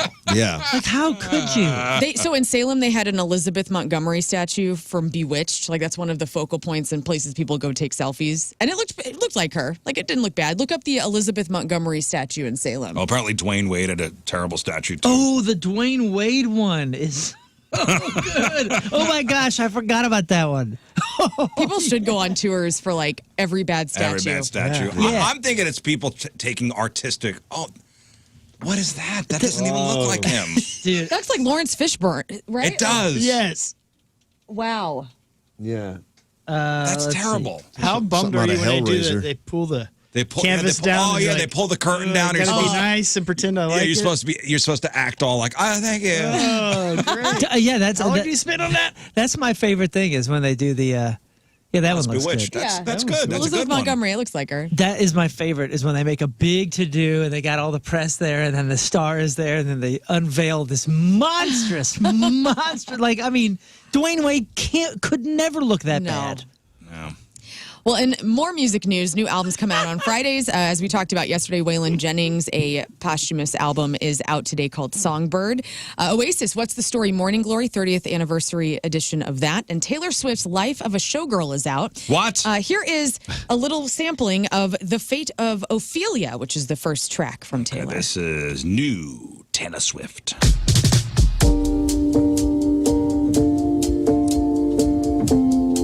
Is this a full song? I think so. I like the clock in the background. I heard you calling on the megaphone. You wanna see me all alone. Is it Lana Del Rey? As legend has That's it, what a lot of people are saying. are quite the pyro. You light the match to watch it blow. And if you'd never call for me, Okay. I might have That's drowned. good. That's fun. I can hear the Max Martin in it, but that doesn't seem like it doesn't seem like the comeback track. It's fine. It's just the Maybe I'm first Come one. back. So No, fans, hey, don't play it safe. I know what you're doing here. I'm not a Taylor Swift hater. I know what you're doing here. What am are I you doing? You're playing it safe. He thinks he's got a chance with her. Are you the father of her baby? No, seriously, I don't think it's that bad. Okay, yeah. I'll tell you. Oh, yeah, I know. Look. Here's Dwayne Wade staring at his statue. You can just Yeah. tell by his posture. He's like, that "What do I supposed to say be?" here? What do I do with my face when I turn back towards the camera?" Back to Taylor Swift. So fans are dissecting the lyrics already, trying to find where the beef's at. And they believe they've already found it in a song called Actually Romantic, where allegedly she's taking shots at Charlie XCX. Now, they used to be friends. Oh boy. And so I guess there's a lyric in there. The title sounds a little bit like Charlie's song, Everything is Romantic. The lyrics include, I heard you call me boring Barbie when the Cokes got you brave. And I guess that's kind of a knock on Charlie XCX. Even though she opened for Taylor on the Reputation tour back in 2018, they fell out whenever Charlie XCX started buddying up to the 1975 because Taylor Swift used to date Matt Healy, and then Charlie XCX married the drummer George Daniel. So it's a freaking nightmare. I think she could be talking about Charlie. She could be talking about Charlie Sheen. She could be. Yeah. Oh, that's right. That's a good point. Yeah, Charlie's her ex. On a lighter note, Wendy's is offering free fries in honor of the new album release, but you have to either use the app or the Wendy's website. Uber Eats and Krispy Kreme are also offering deals. So Taylor's. That's what's up. It's a big deal. It's a big deal today. A big deal today. People took off work. That's why Rafe's not here, by the way. Yeah, he's listening to the album. Which, by the way, he did get onto the Air Force Base. People were questioning if he actually got in without a real ID yesterday, and he did. No issues. No issues at all. No issues at all. Which, are we sure he doesn't have a real ID? I was thinking about that too. Yeah, I haven't seen this non-real ID. I want to see his driver's Take a look license. at your ID I want to when see you his get home. driver's license when he gets back. He's playing a big puffy game. Look at me. Yeah. Think so? We'll see what's up Yeah, with him. because I know Anthony Stalter and Jamie Rivers had to go to the guard shack because they don't have real IDs, and Rafe got right through. We'll see about that. Fascinating. Friday TV, let's talk about it. So today on Netflix, the premiere of Monster, the Ed Gein story is out, where Charlie Hunnam is playing the serial killer. On HBO Max, Bring Her Back, which is that scary movie I was talking about yesterday, which is #1 of the best scary movies of 2025. Creepy foster mother who takes her 2 teenagers. They discover what she wants is really to bring her dead daughter back. It looks creepy as hell. Also tonight on Peacock, the streaming premiere of Honey Don't. That's Margaret Qualley. Tomorrow, you got Bad Bunny hosting the 51st season premiere of Saturday Night Live. Doja Cat's going to be the musical guest. And Sunday, The Walking Dead, Daryl Dixon premieres on AMC. Well, they're really milking that Walking Dead thing, huh? Are they? Yeah. Still going. Still bruh. going. Still going. Are people still watching? I just watched a couple of episodes of the first season. Never got into it. Yeah, I didn't get I it. tried. weird. I tried. It was great until it wasn't. I tried with that show. It really was good until it just jumped a few sharks. I tried after I got through Breaking Bad. I was like, I'm going to try this, and It never never caught took. you? Yeah. Oh, I mean, it took for me and the rest of the world for a while because it wasn't a zombie show. It was, it was like survival, and there was a father-son thing going on. And there was these friends and different factions. It was kind of like, remember that show that I love so much, Jericho? Is a piece of crap of a show because it's on CBS or whatever. But like the idea of it, like nuclear holocaust happens in town. It's town versus town. Everybody's trying to self-govern and figure it out. It was kind of one of those stories until it just became absurd. But I don't know. It was what it was. Guys, Aunt Becky is back on the market. Lori Loughlin and her husband of nearly 28 years, Massimo, they've separated. Confirmed that they're living separately right now. So even though they went through that whole scandal together, huh? You think Yes. that would the college admission scandal? You think that would bring them closer? I bet that tore them apart, honestly. Well, that was a while ago, though. Yeah, it's 2019. They've been living apart, taking a break from their marriage. No legal proceedings at this time, but they have 2 kids together. Olivia Jade, who everybody probably knows, Isabella Rose, also their older daughter. And yeah, they were I thought you part meant of those 2 little twins. Mary Kate and Ashley. No, didn't Oh, she the have boys, 2 little yeah. boys, yeah. Oh, with Uncle Jesse. Those kids were I'm cute. worried about them. What are they going I to do know. to break up? Jesse's got parental custody.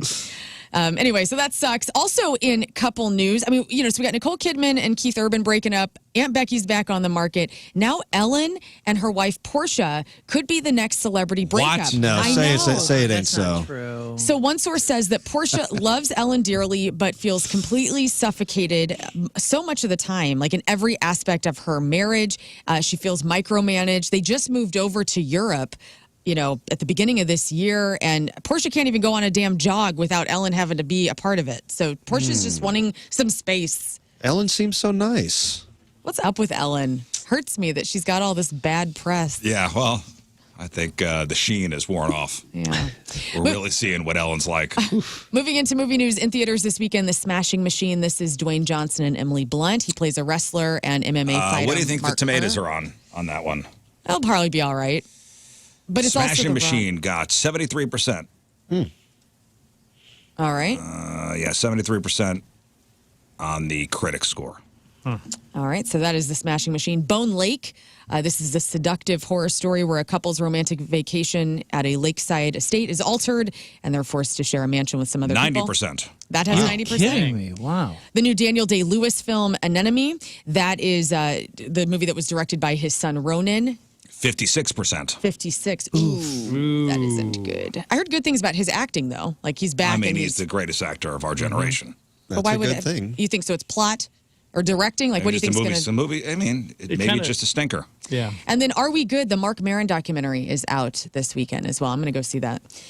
Ethan Hawke is back as a serial killer, the Grabber in Black Phone 2. This is a sequel to the original Black Phone that came out in 2021. Did anybody see that? No. It was I want really to. good. Really? And they're saying that the sequel is going to be even better than the first. So that's saying something to me. Ethan Hawke was in the first one? Ethan Hawke, he plays the villain in the first one. Well, I hear a He little uses piece the of the trailer. cordless in a new I one. like Little Ethan piece of the Hawke. trailer. Hell is different than you think. Oh! They take the best parts of you, the human parts, and leave only the worst bits. Only the sins. I am a bottomless pit of sin. He's scary as hell in it. It's coming out October 17th, Black Phone 2. And finally, Record Store Day is coming up in November.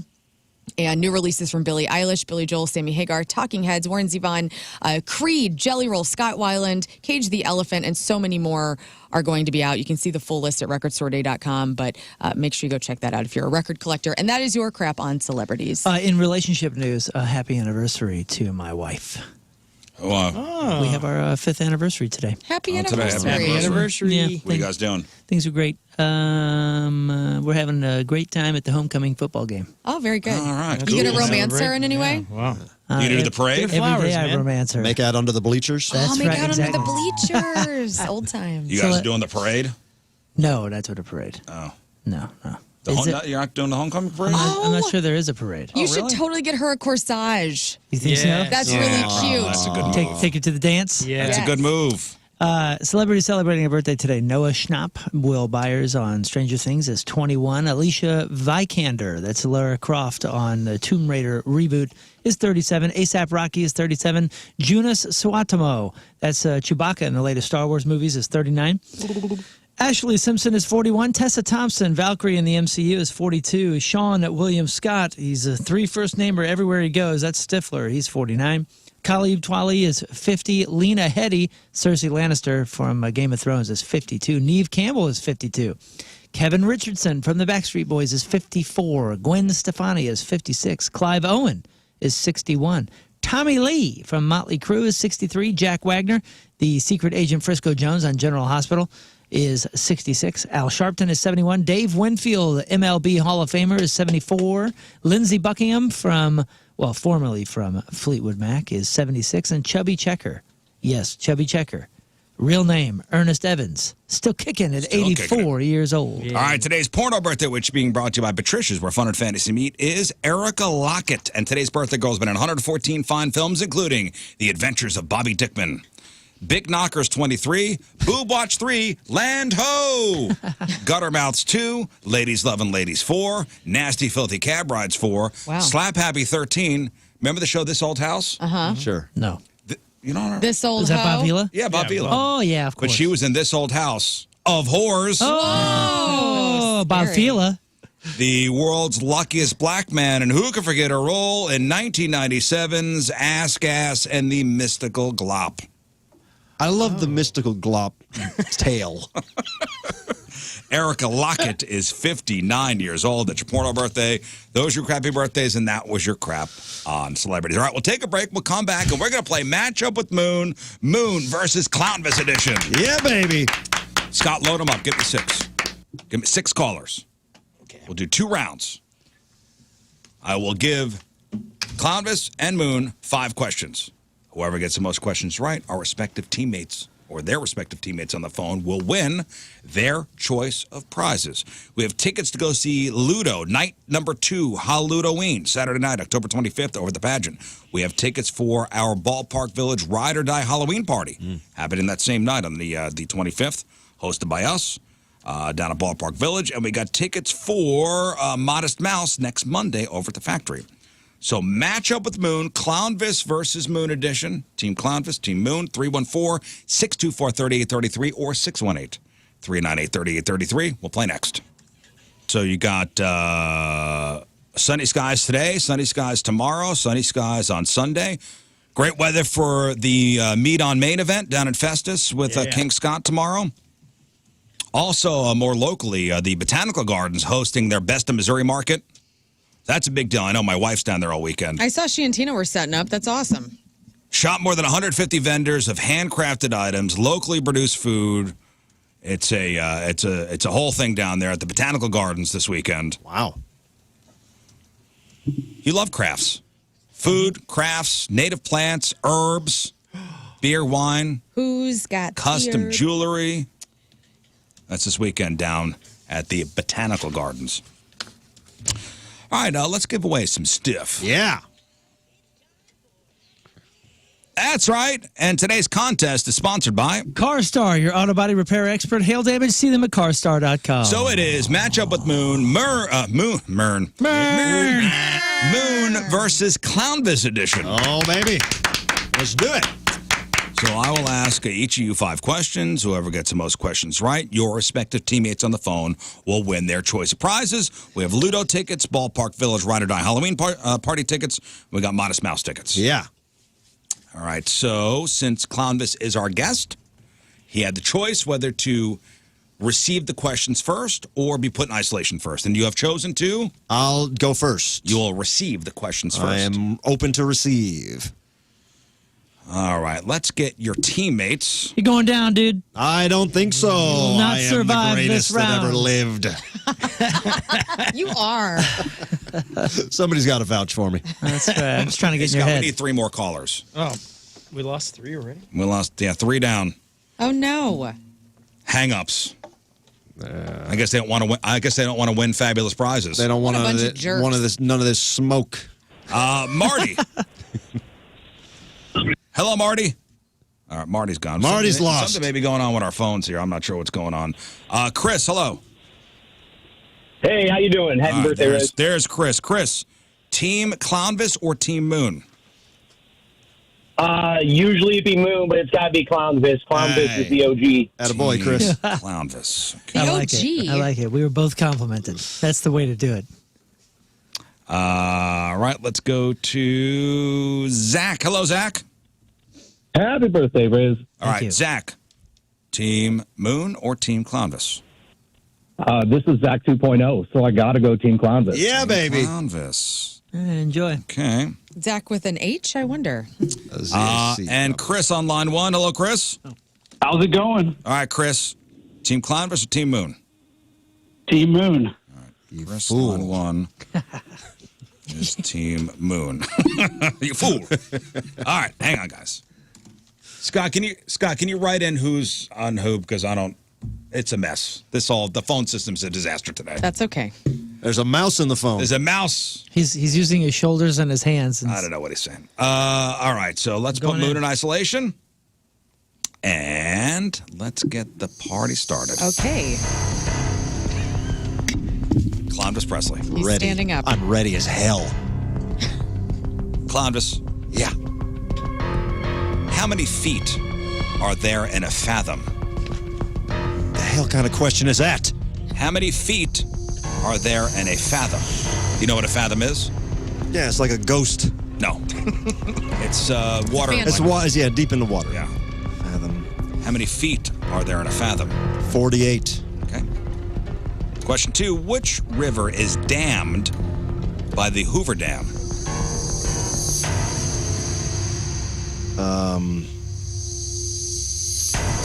Which river is dammed by the Hoover Dam? All right. I've driven across the Hoover Dam many times.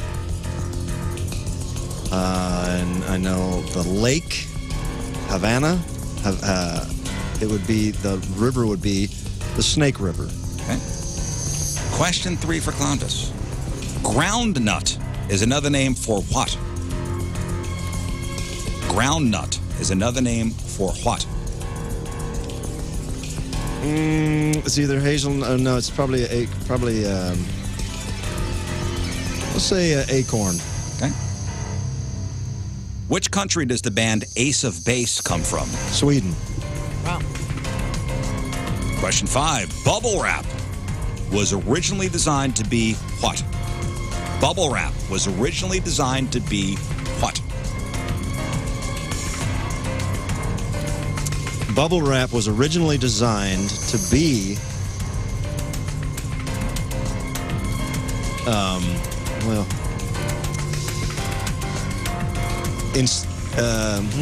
Bubble wrap was originally designed to be what? I would say bubble wrap was originally designed to be like a flotation device. Flotation device. And Clownvis, your tiebreaker question. Good, yeah. This is closest. Closest we'll get it if we need it. Yeah. What year did Amazon.com make its first sale? What year did Amazon.com make its first sale? 1995. Okay. All right. Here we go. Wow. Let's bring Moon out of isolation. Good to go. Some of those questions are a little squirrely. What do you mean squirrely? This is what I said. Here you go. Pass Let's it get over. Clownvis in isolation. Ain't nothing squirrely about these questions. Yeah, like a squirrel wrote them. You out of your mind? Kind of. All right. This man. How did he do? I'm not going to say. Okay. Okay. Moon, here we go. Round one. Matchup with Moon. Moon versus Clownvis. All right. Feeling a little nervous. Moon, how many feet are there in a fathom? A fathom is 6 or 8 feet. How many feet are there in a maybe fathom? it's 12. No, I think it's a lot shorter than you think. I'm going to say 6. Okay. Yeah, 6 feet. Which river is dammed by the Hoover Dam? Ooh, the Colorado. Okay. Question 3. Groundnut is another name for what? What? Groundnut Acorn. is another name for what? Acorn. Say acorn. I got no better guess. Ground nut. Yeah, ground squirrel. Yeah. Acorn. Question 4. Which country does the band Ace of Base come from? Sweden, yeah. Yeah. Yeah. Yeah. Yeah, Sweden. Or is that more Norway? Oh, Or is I that think it's German? It's Scandinavian. Or Yeah. it could be German. Yeah, they saw the sign, yeah. And question 5. Bubble wrap was originally designed to be what? Oh, Bubble wrap was originally designed to be what? a toy. To be a toy. Yeah. And your tiebreaker. What year did Amazon.com make its first sale? 96. 1996. All right.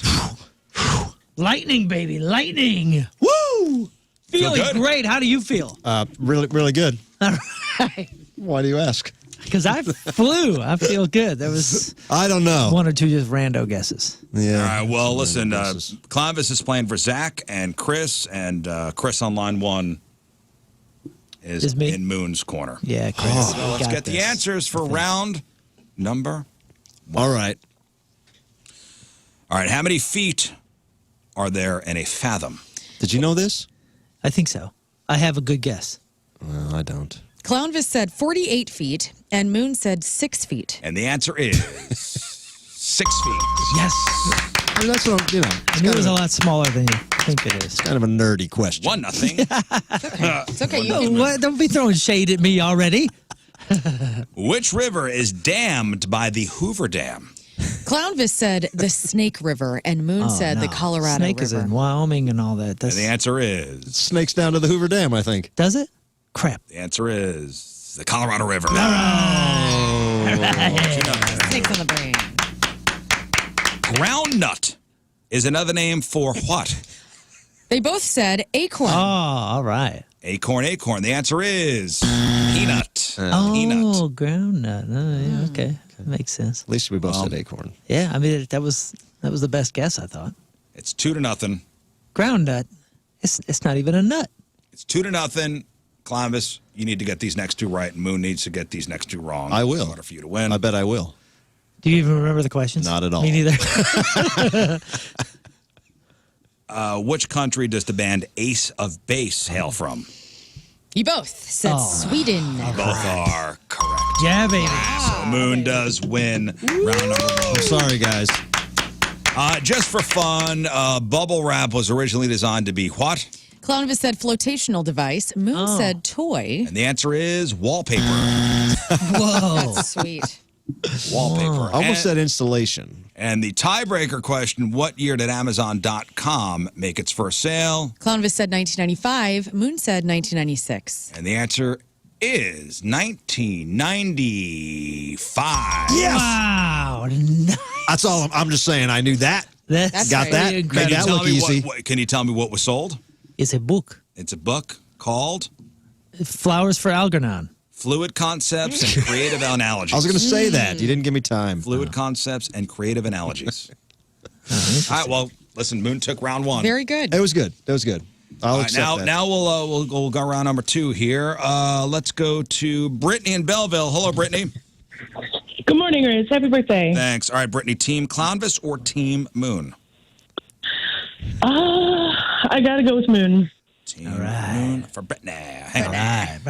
All right, Bailey. Hello, Bailey. Good morning. All right, Bailey, Team Clownvis or Team Moon? Team Moon, please. Team Moon. I feel like nobody believes in Man, me I'm now sorry, because dude. I believe in you always. And Jennifer. Hello, Jennifer. Good morning. Hi, Jennifer, Team Clownvis or Team Moon? Moon. Oh, man. Zero man. confidence. I can't wait Clownvis. to wipe the floor with everybody involved. All right, Clownvis, get in isolation. Get out of All here. right. I like this mall pan flute music we're Yeah, playing. it's Like the guy at the Crumben. booth. All right, here we go. Round number two. Oh, hold on. Matchup with Moon. Moon. Scott Rizzuto. What two countries make up the island of Hispaniola? Hispaniola is Dominican Republic and Haiti.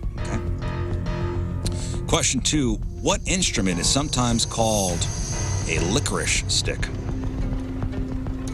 Wow, that's a... What instrument is sometimes called a licorice stick? I want to go to slide whistle, but perhaps there's another one. But I'll stick with slide whistle. Slide whistle. Licorice stick. That doesn't even make no dang sense. What instrument is sometimes called a licorice stick? Yeah, we'll go slide whistle. It's probably something like a flute or a piccolo. Slide whistle it is. Slide whistle. Question three. What day of the week is Mardi Gras? Wednesday. Fat Tuesday. Yeah, Wednesday. Hey, I'm gonna go back and I'm gonna say, what's the thing you give us kids to annoy them? Kazoo. A recorder? Recorder. Show me recorder for. So you're licorice changing, official change from slide whistle to recorder. Let it be known. stick. That's a dumb answer too. All right. Question four. What is the strongest poker hand you could have? Oh, that's is it a royal flush? Gotta be a royal flush. Yeah, show me a royal flush. Royal flush. And question five. Rapper Artis Ivy. Artis Ivy is known by what other name? Rapper Artis Ivy is known by what other name? That's this person's real name. Oh, okay.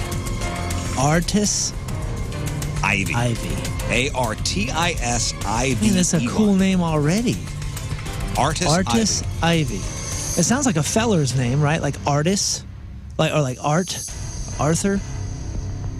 But this is clearly someone that I don't know, like in general. So I'm gonna say.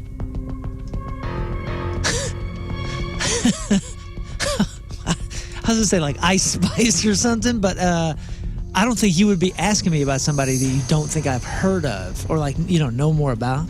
I'll say something stupid like Drake. Drake. Show Okay. me Drake. And the tiebreaker question, in what year were Air Jordans first released? Oh, man, that's a good one. In what year were Air Jordans Let's first see. released? Came out of college in the 80s. It was, 85? In what year? Let's see. My cousin was wearing them pretty early. Man, I want to say 1992. 1992. Okay. That's a bad Let's get Clownvis out of isolation. guess. Holy smokies. That's a heck of Good. a round, dude. Zoning Good, out there. Good luck. You're good. All right. Good Give luck. Moon the headphones. Give me them things. Thank you. Thank you kindly. All right, great. Let me wake up here. All right. You ready, Clownvis? Music put me into a trance. Hey, you better bring it, man. That's all I'm saying. Don't worry. Wait till you see Settle what down. I did with this round. You settle down. I'm going to win this for the. Well, I'm not winning for, no, anybody. this is I'm going for to win it you. out of spite. This is Yes. this is spite win. All right, Clownvis. Yeah. Clownvis Presley. It's me. Round 2. Which 2 countries make up the island of Hispaniola? Well, Rizz, geography is not my strong suit when it comes to Hispaniola. Hispaniola. Hispaniola. Which 2 countries make up the island of Hispaniola?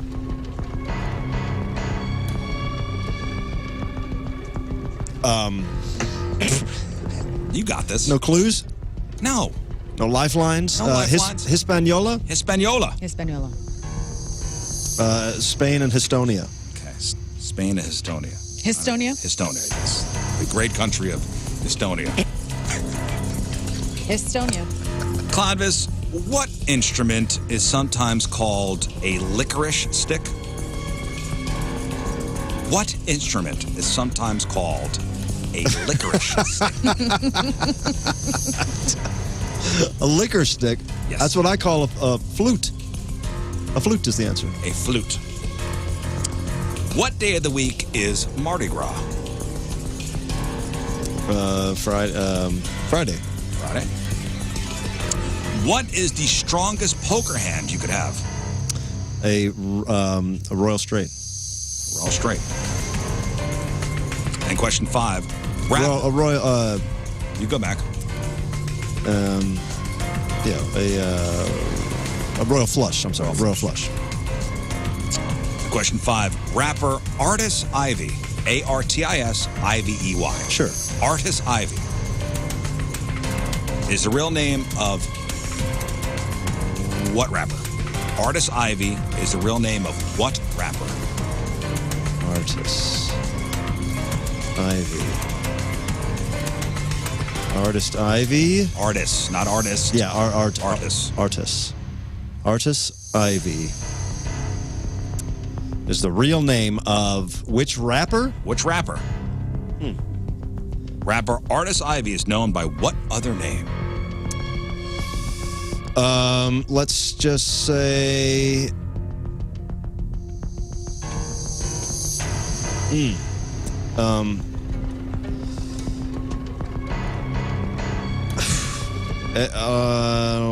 Artist Ivy. It almost sounds familiar.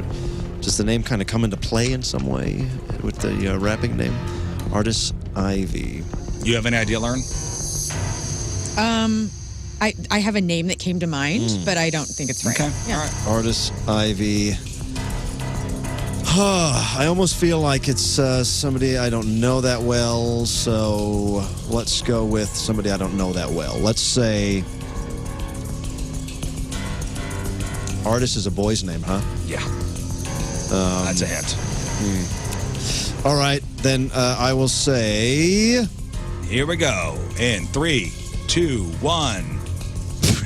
MC Hammer, of course. MC Hammer. Very good guess. And the tiebreaker question, in what year were Air Jordans first released? 91. 1991. Okay. Let's get those answers. All right, Moon? Again, I'm not sure where these questions are coming from. Just starting to jam. Where these questions are coming from. Yeah. Squirrely questions. How do you feel? Squirrely questions. You don't feel confident? How are these How do you squirrely feel? questions? To be honest, Random questions. I These do are not random feel, trivia questions. not I feel don't know great. what your brain does in the after hours. You know what I Right. mean? These- I think it goes to weird I places. think they're designed to make us look bad. Yeah, you're not kidding. That's what this whole game This whole is show about. is Yeah. designed to make all of us Nobody except for looks him good look on bad. this That's show. not true. Okay. The whole Okay, thing. it's I've gotta been here be for a while. All right, here we go. All right. Let's get the round 2 answers. Question 1. Which 2 countries make up the island of Hispaniola? Team Moon said Dominican Republic and Haiti. Team Clownvis, Spain and Histonia. Estonia is not even a country. The answer is Haiti and the Dominican Republic. Are you sure? Wait a minute. Is that what he said? Yeah. Yes. The hell's wrong with you, man? He's a you gotta world- get, you gotta a get out worldly more, man. man. I know. Man I of the gotta do world. things. Yeah. What instrument is sometimes called a licorice stick? Moon had, well, he first said slide whistle, and then he Yeah. came back and said recorder, and then Clownvis said that's what he calls a flute. Okay, well, the answer is, now think about, it is a wind instrument. What wind instrument is black? The clarinet. The clarinet is the answer. That's what I meant. No. And I also meant to say Estonia, not Histonia. Pardon me. The clarinet is known as the licorice stick. 1-0, Moon. Man, who What knew day of that? the week is Mardi Gras? Moon said Wednesday. Clownvis said Friday. And the answer is Tuesday. Gosh dang it, man. Good Friday, Happy Wednesday, Gosh, Fat Fat Tuesday. Tuesday. Fat Tuesday. Fat Tuesday. Because isn't that what it means? Yeah. Wait, what does? Oh, Fat Mardi Gras means Tuesday. Fat Tuesday? Oh, see, my train of thought was Fat Tuesday is when you like do all the sinful things. Yeah, that's the Mardi Gras of it. That's the Oh, I party see. aspect And of then it. for some reason I assumed that the following day was Mardi Gras, like when No, you. the first day of Lent is the next day. Ash Wednesday. Oh, okay. So Tuesday, the fattening, the Fattening. sinful thing. Yes. Yeah. And then you're then the- absolved the that next all makes day. sense. And then the Ash Wednesday. Yeah, I didn't get there. Sorry. All right, didn't still 1-0. What is the strongest poker hand you could have? You both said Royal Flush. Oh, The yeah, answer baby. is Royal Flush. Yes. Okay, so this comes down to question number 5. There might be a way to challenge his first answer. What was that one? Hispaniola? Yeah, let's try to challenge There's that. no challenge on that one. That is a We fact. accept the challenge. No challenge on that one. That is a fact. That's it. You can hear the playback. Did he say There it is correctly? no, yeah. It Okay. may be a little unfair that I've been to both of those countries. Yeah, that is a little unfair. Yeah. Who's writing these? No, Who's it's writing these not. You've questions? seen a That map? guy. Yeah, although You've been to Haiti? I've been to Haiti. You've been to Haiti? Why were you in Haiti? A cruise ship dropped us off at Labadee. It was amazing. Oh, really? Yes, Why but would you it's go to Haiti?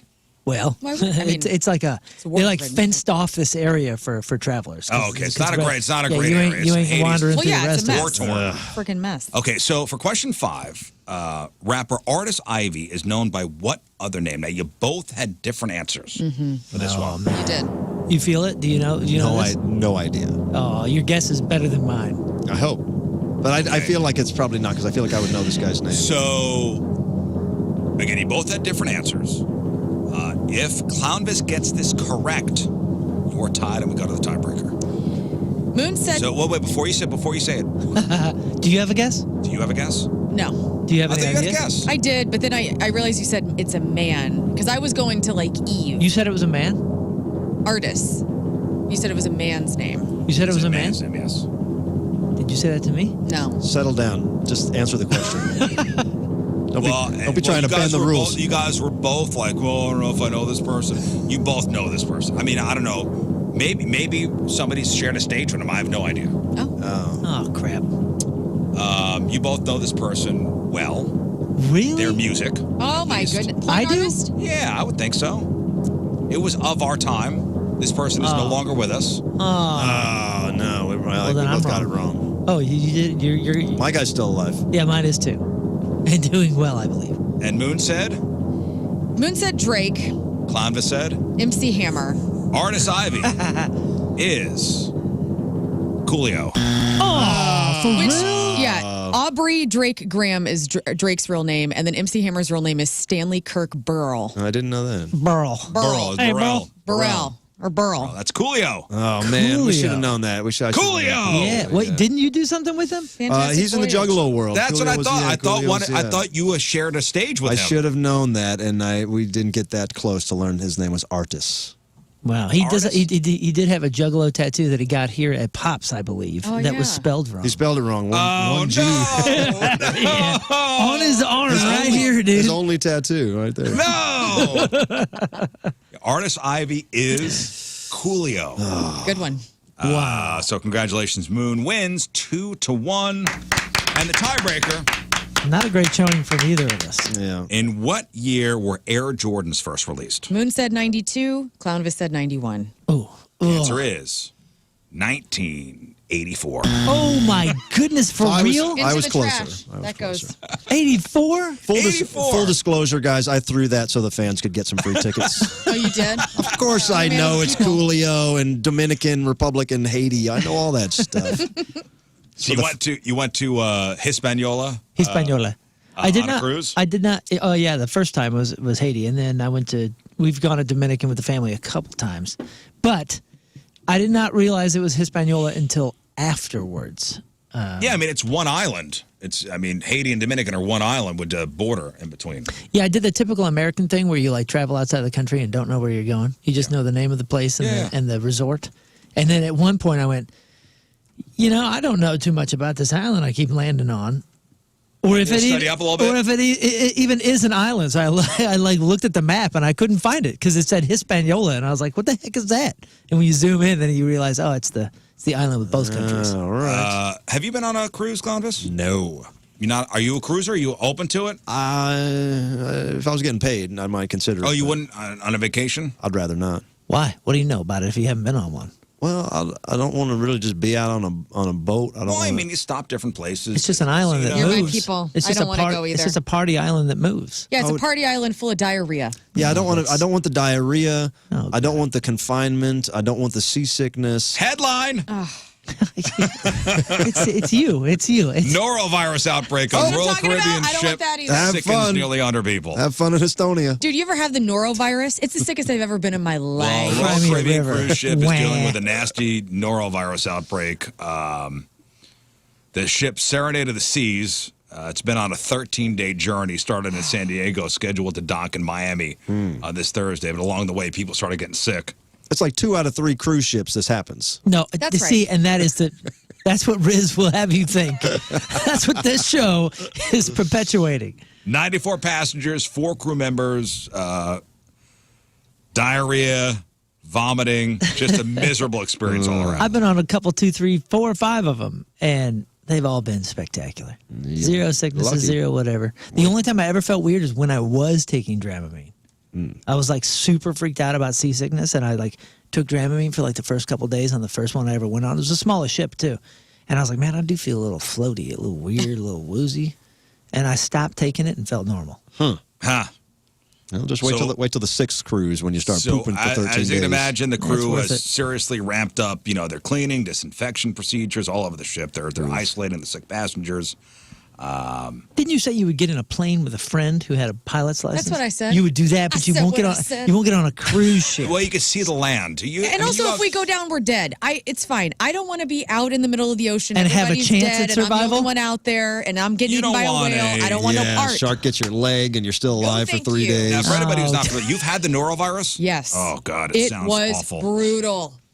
Super contagious stomach bug that could spread like wildfire in closed environments, which is exactly why you hear about these kinds of outbreaks on cruise ships.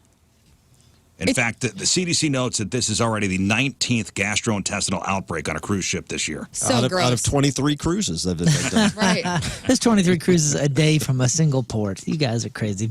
Play the numbers. I'm a land animal, man. I don't want to be out on the ocean with no hospital and sharks everywhere and norovirus. They got their own hospital. People pooping in the pool. Sharks? They got their own hospital. I seen it. I took a tour. One of the coolest things I ever did was take a tour on a cruise Shark ship. hospital. You could see the bowels. You could go up on the bridge. Yeah, you'll be Oh, seeing some bowels cool. for sure and what's inside them. All right, we'll take a break. We'll come back with your Friday fail stories. I seen a dude jump in a pool with no water, snap his leg in half, and he's fine. Hey, don't forget, Rhys Darby's going to be here. Scott, so we want to plan this out where Clownvis could leave. Yeah. So don't just bring him in. Okay. Going to give it the old Clownvis surprise. Smuggle Clownvis out. I love that you guys are into just weirding out your guests. Yeah. We just want to see what their face does. It brings me such joy. So, and again, so when Rhys is in here, you will just walk in and just take your You're spot. going to go over there? Yeah. And we will not acknowledge you even being here. Should I try to engage with Rhys like how we did with David Koechner? Because he didn't even realize Clownvis had walked in, and he just looked over. Yeah, maybe. Maybe that? All right. Maybe that. Yeah. Maybe that. Yeah, we'll just see the reaction. But Friday fail stories are next. It's 8:33. It's Friday traffic and weather. Moon coming at you. Ladies and gentlemen, and I wrote a nice intro for you, Rhys. Okay. Our guest this morning is a comedian and actor whose face and voice you will almost certainly recognize, even if you can't place the name. You might know him as the flustered band manager Murray from Flight of the Conchords, as Nigel the field guide in the Jumanji movies, or the kind-hearted gentleman pirate in Our Flag Means Death. He's a master of physical comedy and sound effects, and he's in town tonight at Helium Comedy Club. Please welcome the legendary Rhys Darby. And our first Kiwi. Our first Kiwi in here. Our Thank first ever you. New Zealander. Heck yeah. Wow, first Kiwi. That's awesome. Yeah. Congratulations on that. Thank you. That's amazing. Yeah. What an honor. Yeah, we've denied so many. I mean, Yeah, I bet New you Zealanders did. always trying to get on the show. Not in Like, here, mate. We were waiting for you to come in to be the first. So your new tour is called The Legend Returns, and I read that a central theme is you fighting against artificial intelligence in a world where AI is becoming part of everything. What makes it such a great subject for your style of silly human comedy? Because I can do robot impressions.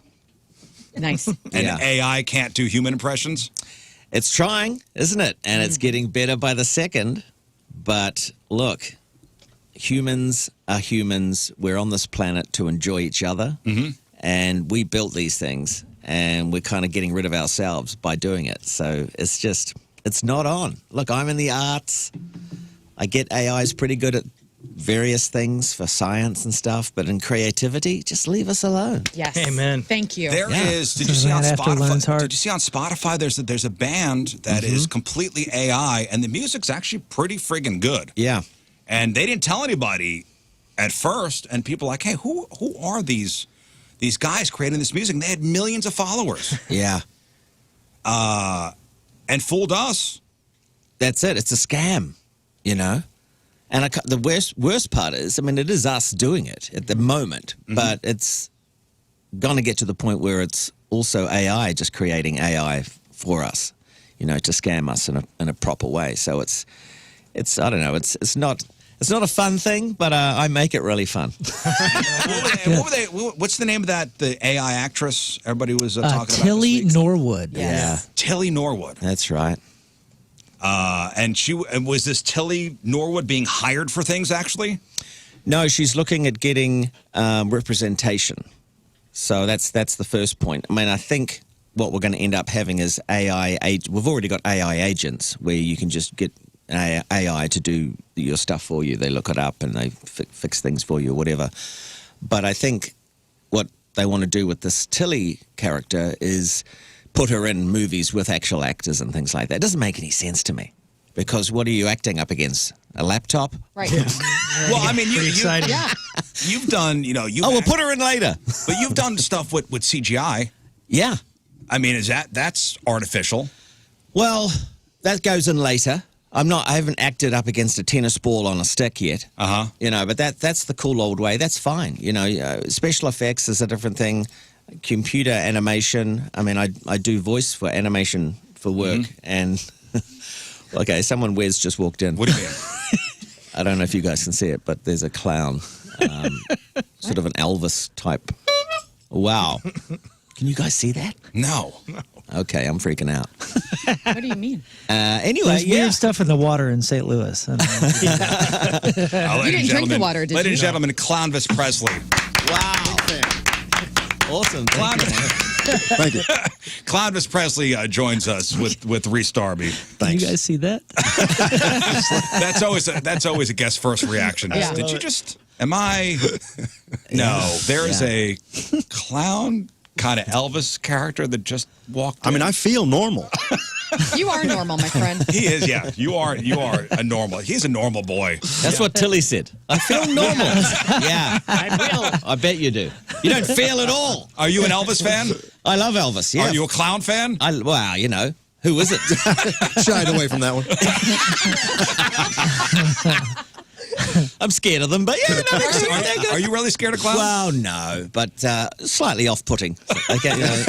No offense. No, it's a hard road to hoe. No. No offense. I think you bring joy when you walk into a room. Thanks. That's the mission. Clownvis is the St. Louis staple, Rhys. Oh, really? Yes. Amazing. Yeah. Well, actually, you know, joy is the first thing I thought of when I saw him. Great. A little fear. Yeah. Yeah, slight fear, but mainly joy. What do you know Rhys from? Fly to the Conchords. Oh, Yes, yeah. that's right. Yeah. Fly to the Conchords. You do so much, man. Like the NPC character, like I always thought it would be fun to play like some sort of NPC character. So when you did that in Jumanji, I was like, that's like the role. That's a fun role to do. And then I started watching Our Flag Means Death, and man, I thought it was like like, whoa, this show is so clever. You know, the Taika Waititi stuff is always so clever. And it was done really clever. And I was like, oh, I think they're saying a lot here. I think they're trying to say a lot. And you kind of watch that show the first season and you go, oh, dude, when they like really catch what they're doing here, this is going to be What We Do in the Shadows, like a 7-8 season thing that just keeps on going. Yeah. I was so bummed. Oh, yeah. When they got rid of that. Yep, join the army of bummed out people. I mean, that was a heck of an experience, right? I mean, because you were a lead, you played spectacular lead. Thank you. But it was like this silly, slappy. I will say, Our Flag Means Death inspired one of the most passionate and dedicated fan bases in recent memory. And for those who haven't seen it, what do you think it was about that show? The story of pirates finding love and community that connected so deeply with so many people around the world. It was the weirdness. It was the misfits. It was the other. But ultimately, it was representation and kindness, and it was escapism.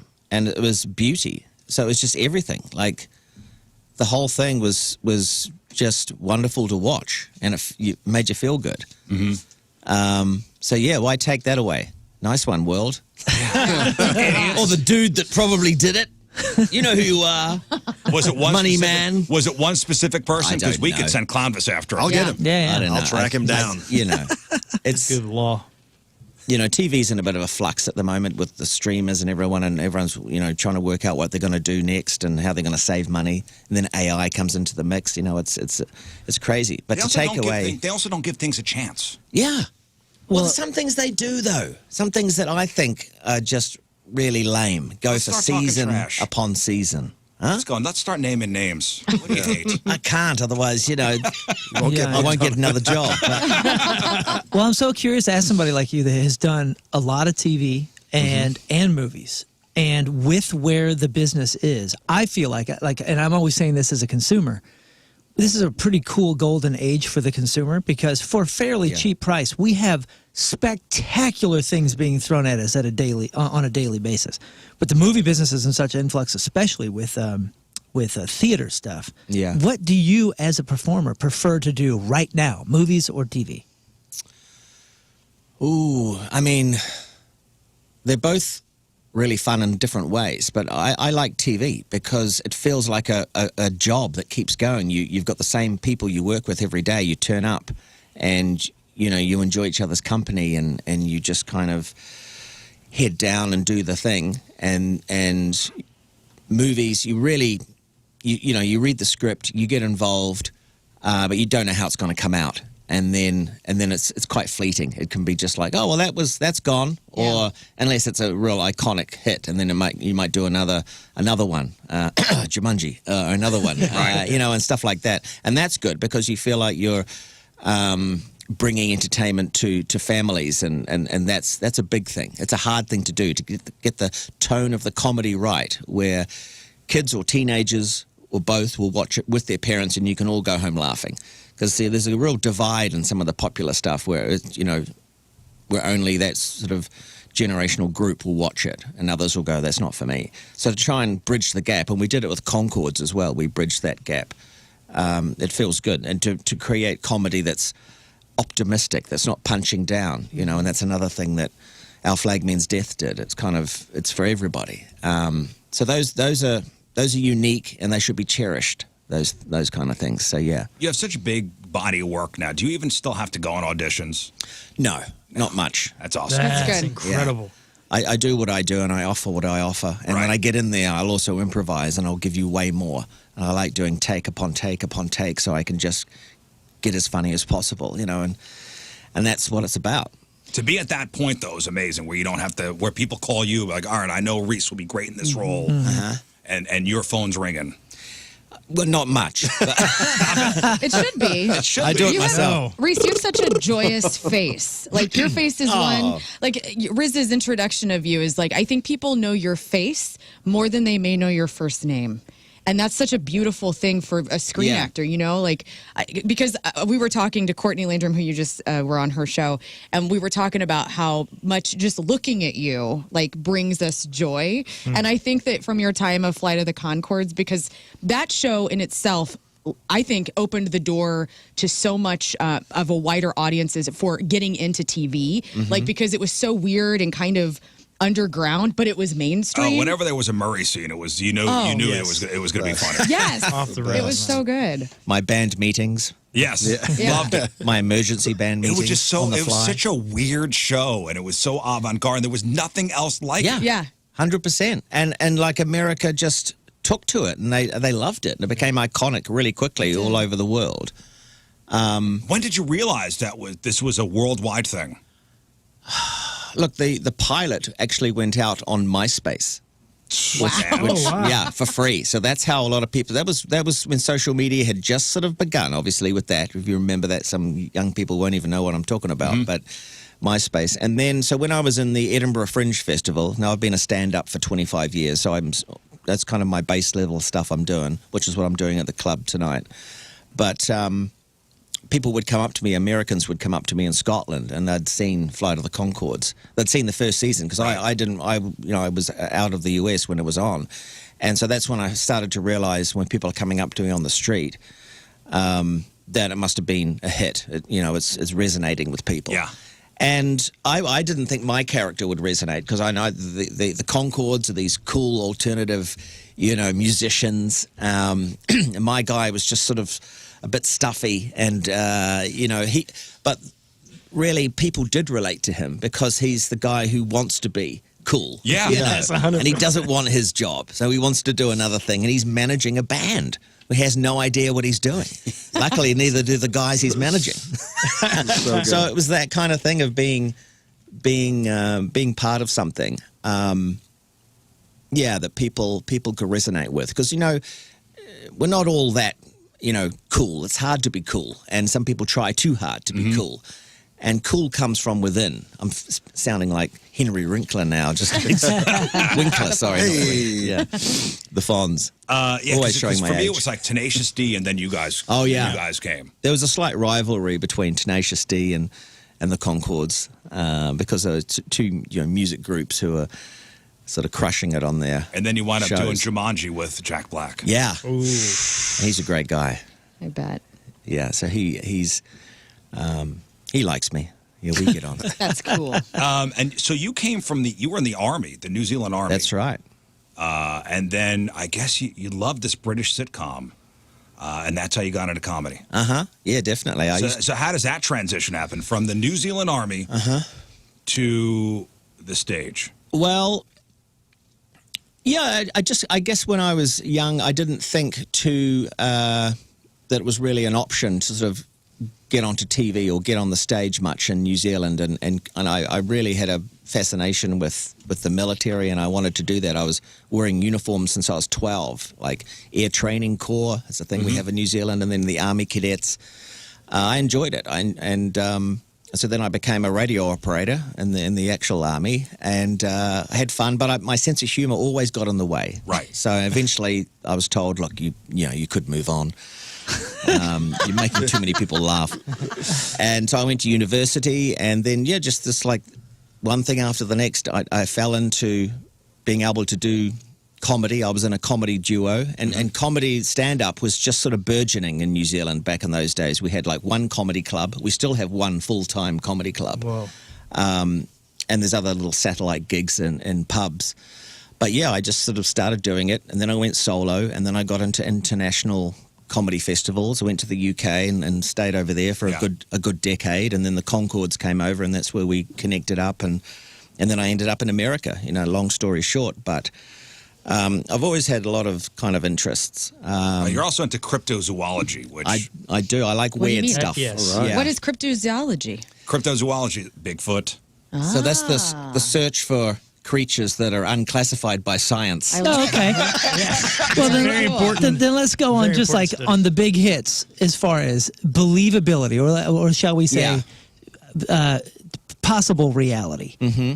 Because I got a real hard stance that the He least does. probable is the Loch Ness monster. Get that out of my face. We can stop talking about stuff the. angers you. It does. We can stop talking about the Loch Ness. Sasquatch. I'm in. I'm all in. I Yeah. totally believe it. There's a couple others that I can be convinced fairly easily. I'll give you 60 seconds, and I'm on your side. Have Loch you been up Ness, to Scotland Get out of to my go, face. I Loch would Ness. believe you with the Nessie thing if it wasn't for the fact that there are a lot of sightings and there's some really good evidence that there's something in there. And I've been up there 4 times, and we actually were involved in the reshaping of a series of photographs that were taken that were unbelievable. And my colleague put them together into a little movie, and we ended up on some tabloid newspapers with our evidence of what's in that. That. Oh, No man. way. Take me Yeah. next You're time. talking. Yeah, this you're is talking to great. the guy. I'm the skeptic, so take me. Well, It's like, you know, got to show it's, me. it's probably not like an ancient dinosaur for sure, but we don't know. Maybe a giant eel, but there's many other theories. But there's definitely something in There's that something lock. there. It Yeah. seems like you could just dig another big hole right next to it, and then siphon all the water into that hole, Good And just idea. see what's left. Yeah. and then just look what's going on down in the lake. You could figure it out pretty quick if you had the cash flow. Yeah, we definitely need a big hole for that lock. It's like the deepest thing ever. Really? But that's part of the mystery, you know, and it keeps you alive. And that part of the world is so beautiful and so mysterious. It's great to go there. But I'm with you on the Sasquatch thing.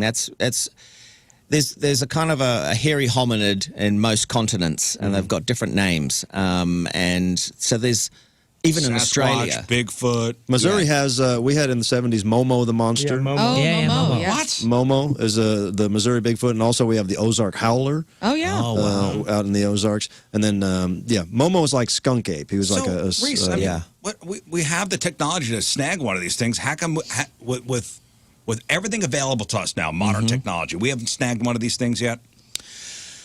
No, that's the tough part, and which makes a lot of theorists believe that they're more supernatural than we think. They're obviously, well, not obviously, but more likely to be either multidimensional or live subterranean. And now you're starting to talk like my bud, one of my bass players. Oh, yeah? We were going in on the Loch Ness, and he goes, "Yeah, but have you ever considered portals?" And I was That's like, right. "Well, no, I have not." Can't argue considered. that. You've got to consider portals. Always, Dang always. it. That's a T-shirt. Consider Always. portals because and especially with the UAPs, you into that kind of stuff, like Yeah, that is those fun. UAPs. Insane, That So is yeah. super fun. that I'm into all this kind of stuff because it's worth looking up and looking out from your day job, from your thing that you're focusing on, from watching something on Netflix at night. You know, there's more out there in the universe that we need to sort of get to grips with, and it's getting closer to us. We're figuring it out with technology and stuff. Right. It is the answers are getting closer. So we Australia's got a Sasquatch. Yeah. Yeah, what's that called? They call it the Yowie. The Oh, Yowie. that's a great name. Yeah. I feel like that's a derogatory term for someone from Tasmania or something. Yeah. Feels like something's Yowie. very Or is that loud. Bogan? That's Bogan. Right? All right, Sounds a so, bit so bogus. we got Bigfoot, we got the Loch Ness monster. What about Mothman? Yeah, Oh, Mothman's yes. a good one. Now that Tell one. me about Mothman. I don't know much about this one. So, well, that one basically, they think it's definitely supernatural, or it's either an extraterrestrial or it's something devilish. Like, it's quite scary because It is. it always turns up when people die. Can you show me a picture Yeah, of the there's like Mothman? statues of the Mothman around You know town. about this Yeah, one? I know So about it's a it. Like flying Appalachian humanoid, Mountains. basically. Out in like West Yeah. Virginia, yeah. You know about this too? Yeah, I never. everybody does. Yeah. Fear the Wait a minute, Mothman. And my favorite is the Frogman of Loveland, Ohio. Oh, You know, that's a good Frogman. one. I don't know Yeah. about that. Oh, there's so many things I don't know. I know. Yo, Get on Moth- TikTok. I know. Mothman looks like a demon. I mean, Yeah, this Yeah, one this you're is, describing uh, a demon. There you basically. go. make Big the most red sense. eyes. Look up Mothman's butt. I The kinda statue of love him. Mothman Oh, has yeah, a that is beautiful hilarious. butt. He's got a toy tushy. Yeah, if you look at the Mothman's, there's Yeah, a look at the statue, statue. but look at Yeah. look at the statue's butt. If you type in Mothman statue's butt, you'll We find will Point Pleasance. That's it. Point Pleasant. That's that's when the bridge fell. And there's a really good movie, a Hollywood style movie about that case. Point Pleasant in New Jersey. Oh, the tush is nice. That's a good butt. You ever look at the map of cave systems in the United States, Rhys, and see, Oh, yes. see This is like the awesome. missing people and how it kind of adds up into the cave system because Oh, it's all very really? hollow underneath? Oh, yeah. Oh, I'm interested in that. Yeah, because Very interesting. Supposedly connected all the way down to Brazil. It's crazy. The underground system. Really? Yeah. Yeah, like if you look And- up like missing people and then Okay. see what the cave system is, it's almost like an identical map. Oh, I'm going to look at that now Okay. because I'm into Inner Earth. That's another inner Earth? Yeah. Me too. The whole city and civilization. Whole civilizations living underneath the earth that have been here for thousands of years that aren't us. Right. Like right, if I deep dig down? Yeah. Of course that's true. You're a fool if you don't think that's I true. agree. I don't know. There's so many things I don't know. Well, we haven't explored enough. Like the cave systems, like Mammoth Cave in Kentucky. Oh yeah, I've been Like there. that's fascinating. It never stops. It never goes. I mean, they just keep going. Hundreds. I And tried to hundreds of dig a hole in my miles. backyard when I was a kid. I How'd thought I'd that get to go? China. Why'd you quit? I don't know. I had to go in for dinner. Broke my spade. 636 on our Schreier texter. Speaking of improv, how much of Yes Man was improvised? Not much, because on my part, although Jim Carrey did come in, he was doing something at work one day. He did some weird improvisation, and it was to me, so I had to get called in by Peyton Reed, who was directing. He said, Jim's done something really weird, and he's looking through the glass into your office. So you got to come do it. You got to respond to it. So that was like, no pressure. Okay. Yeah. I went in, and luckily my character was kind of like, he's funny, but he's kind of funny in a way that it's kind of, it doesn't have to be genius. Right. So I just put my sunglasses upside down and pretended I was some sort of weird insect. What a movie that was. Zoe Deschanel, that was Bradley Cooper, that was, oh man, Terrence Stamp, R.I.P. Yeah. Yes Man, that was do you guys remember that movie? Oh yeah, of course, That dude. was awesome. That's a classic. Yeah, I saw that in the theaters on tour. Hey, again, tonight you are performing at Helium Comedy Club. What's the best part about getting back on stage and connecting directly with a live audience after spending so much time on TV and film? It's exactly that. It's that human connection and just hearing the waves of laughter. And when you're in a comedy club, with a low ceiling, it's electric. And I buzz on their energy. So if they're into me, I'll just create more stuff on the spot, and go along with it. So I like that element to it. I have my material, and then I go off and just sort of go loosey-goosey, as I call it. Moon's got a scene here from... there you go. There's me. The haircut. Which one are you? Look, what a couple of funny-looking guys. Is that your hair or is it a wig? That's my hair. I've always Nice. had a lot of hair. You could do. Are you naturally blonde? Like you're very blonde in the studio No, right I'm now. naturally. Well, I was naturally kind of way more auburn, Okay. but I'm older now, so I changed the color of it. Well, you just wrapped a new romantic comedy called Grace Period with Seth Green. And, Yes, he's a good guy. That'll be coming out next year? Yeah, definitely. Yeah, I'm a doctor in that one. Dude, you got a lot of irons. This man's got a lot of irons in the fire. Yeah, man. I'm just trying to bring joy. You do. You do. Bring fun. And you do. Yeah. And listen, we've done it. We've had our first New Zealander Yes. We love that in it's you. the studio.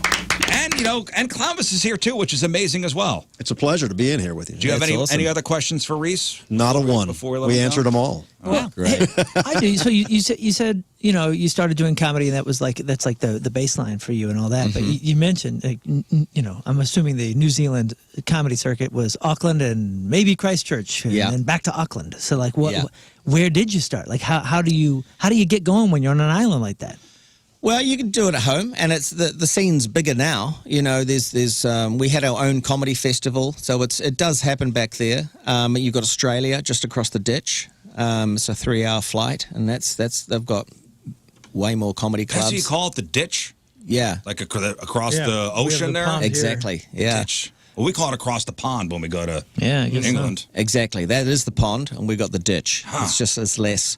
But the big goal for me and for a lot of Kiwis is to get to the UK, because we grew up watching all of the British comedy TV Right. and some American stuff, but America's always feels like it's a harder thing to knock into. So I was just lucky that it worked out for me. But go to the UK, and then there's 300 comedy clubs plus in London alone, and so you just the amount and also You just work, the man. audiences there are like you've got to be funny or they'll just heckle, so you get good real quick. And then come to America, and as soon as you get on stage, they'll start laughing. Right. Listen, go see Rhys tonight over at Helium Comedy Club. He got 2 shows. Yes. Thank you. Thank you for coming Yeah, by. thanks for being No here. worries. We got to take a break.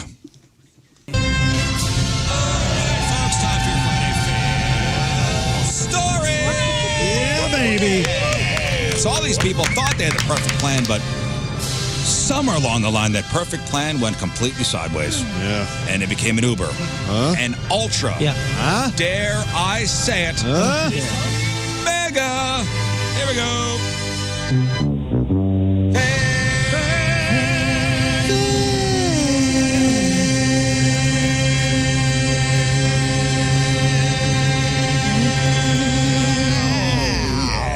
Fail. Wow. Good job, guys. You sounded great, boss.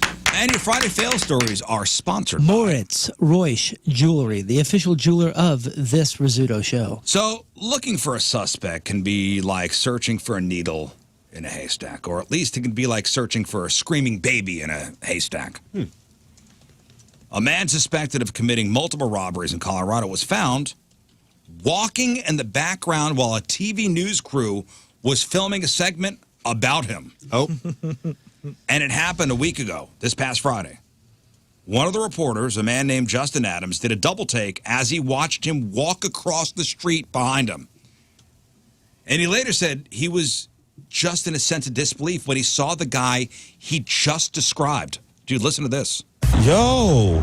Hey, put the camera on him. Yo. You see this person right here? Is this him?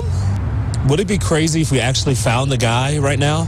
Because we saw a person who was literally fitting the description, who just walked by our camera. And it was him. Wow. 26-year-old Richard Applequist. He was wearing a hood and didn't seem bothered by the cameras. The crew called 911, and he was in police custody within 10 minutes. Nice. Gosh. What luck. Yeah.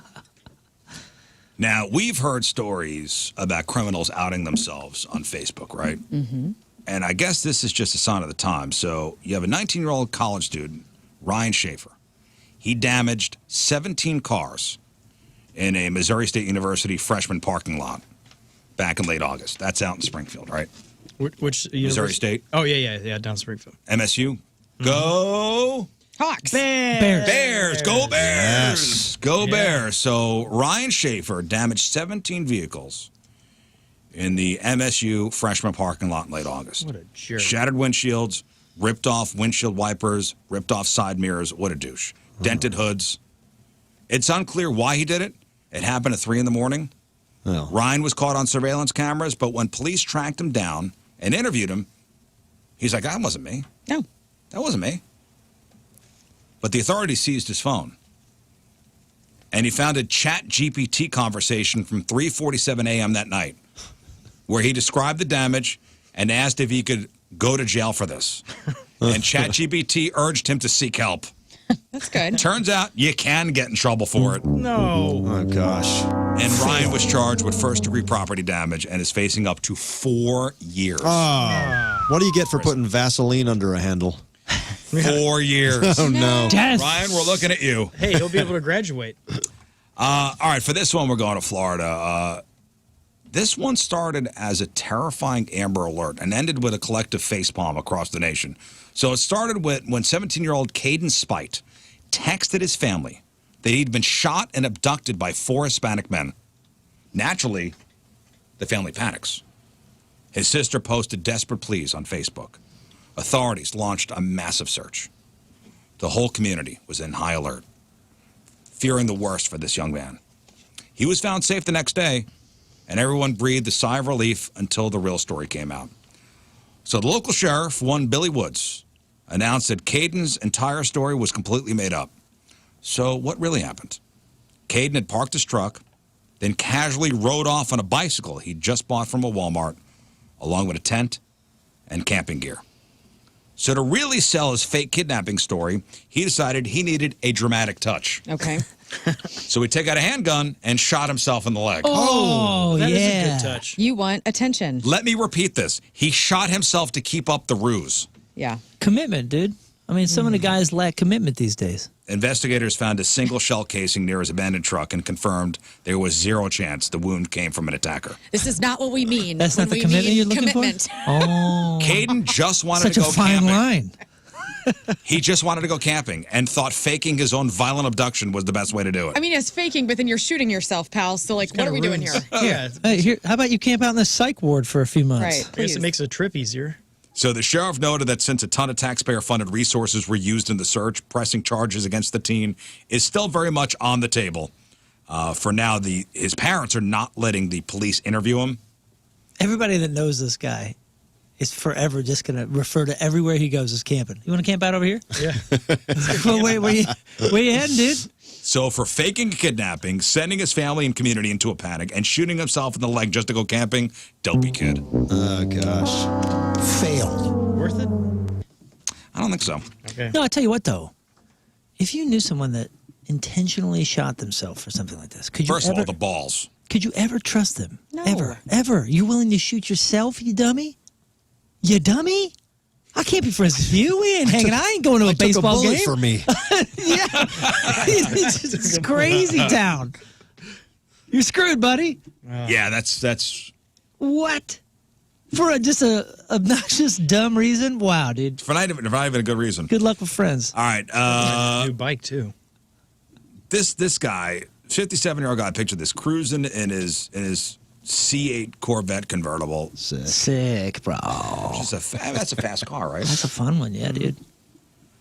He's not just cruising; he's flying. This dude is going 107.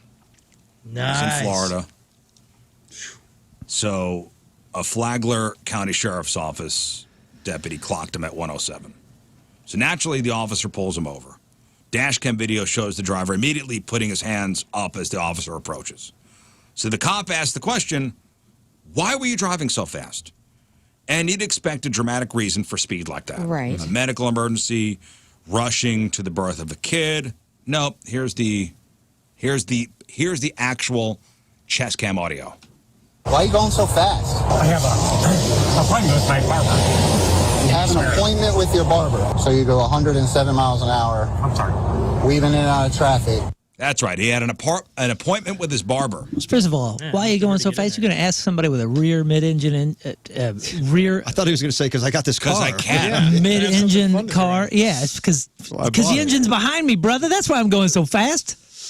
How can you not? Because I have to. There's a jet behind me. So the officer, in apparent disbelief, just repeats the answer back to him, and the driver then adds, "But you know, that car is kind of cool to drive." Yeah. Which, as you can imagine, did not help his case. So, unfortunately for him, Florida just started a new super speeder law. So, driving over 100 is now a criminal offense that can land you in jail. Dang. So, not only did our guy get arrested and have his Corvette towed, He missed his hair he missed his appointment. haircut. Oh, my God. Crap, he looks like an idiot. Failed. Yeah, and what song do you think he's listening to? Ball with the Bob by Kid Rock. Yeah. Oh, he's listening to Danger Zone from Kenny Loggins. Yeah, that's the right answer. Yeah. Yo, what? He's 57. Of course, he's not listening to Kid Rock. No, That'd some be New over- music. Yacht rock. That Or new he's What listening to Bob 57-year-olds Seger. are He's you listening to hanging Bob out with, Seger. It's dude? Learn's a racing song. No, he's listening to Bad Company. That's what we were talking about Yeah, yesterday. bad company. Hey, wait a second. Is that a law in Missouri? I'm asking for a No, friend. it's Florida. Okay, I'm just Florida has this specific. asking for a friend. What is there a over 100 thing in Missouri? I think it's considered reckless driving. I think it's at the officer's discretion. Even if you have a cool car? Well, and aren't they going to?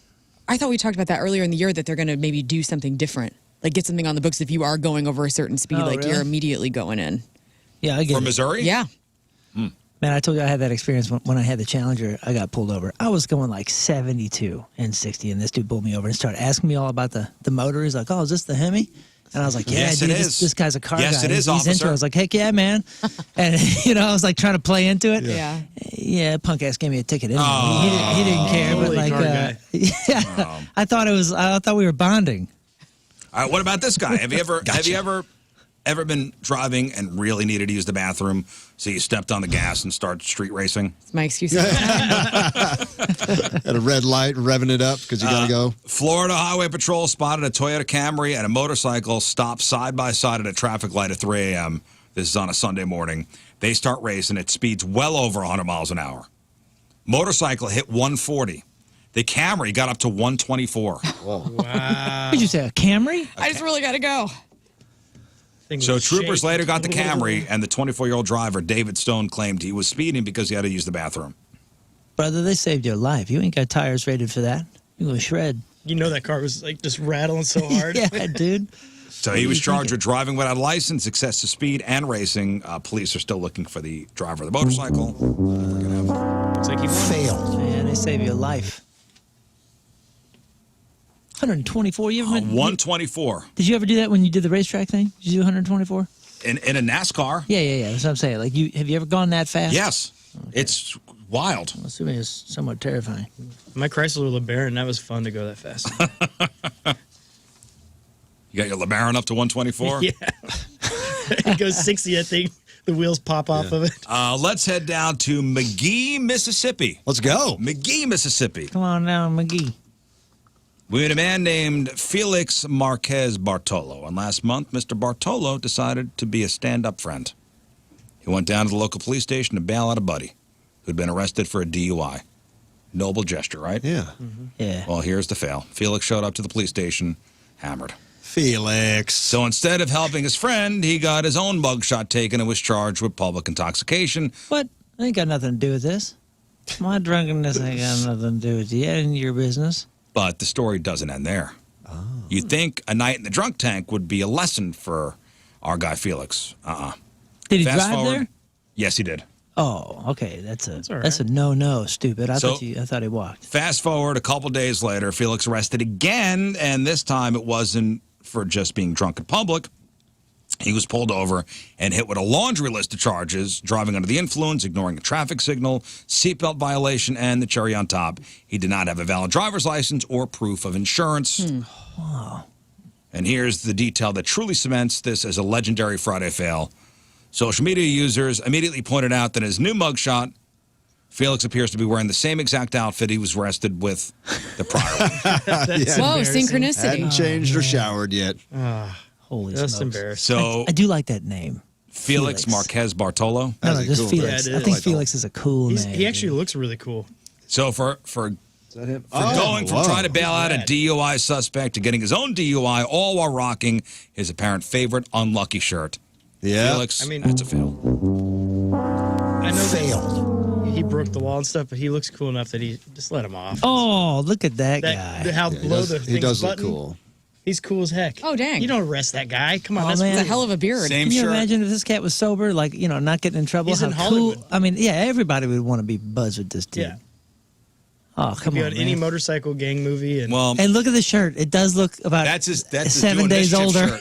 Doing mischief. It's the shirt, officer. That's my doing mischief shirt.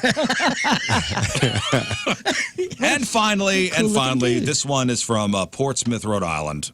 Kind of the same deal with Felix here. Our story begins around 1 a.m. on September 20th. Police pull over a 36-year-old woman, Kayla McGreal. They say she was committing multiple traffic violations, which is police speak for driving like she was trying to color outside the lines. Officers quickly suspected she was intoxicated, and yep, shocker, Kayla arrested for DUI. A bad night for Kayla, standard fail. But this is where the story goes from simple bad to Hall of Fame level. So Kayla is at the police station, needs a ride home. She makes her one phone call to her knight in shining armor, her 46-year-old husband, Matthew. Now, Matthew, in a stunning display of spousal devotion and complete abandonment of logic, decides to come and rescue his damsel in distress, and he drives himself to the police station. He walks in to pick up his wife. Officers immediately notice that he, too, is showing clear signs of complete intoxication. Soulmates. So he shows up drunk to a police station full of police officers to pick up his wife, who just was arrested for drunk driving. The sheer audacity is the most impressive part here. I'm here for that one. Kayla. That one right there. So naturally, officers decided he shouldn't be driving either and went to arrest him, but Matthew not going down by the fight. yeah. He then resisted arrest.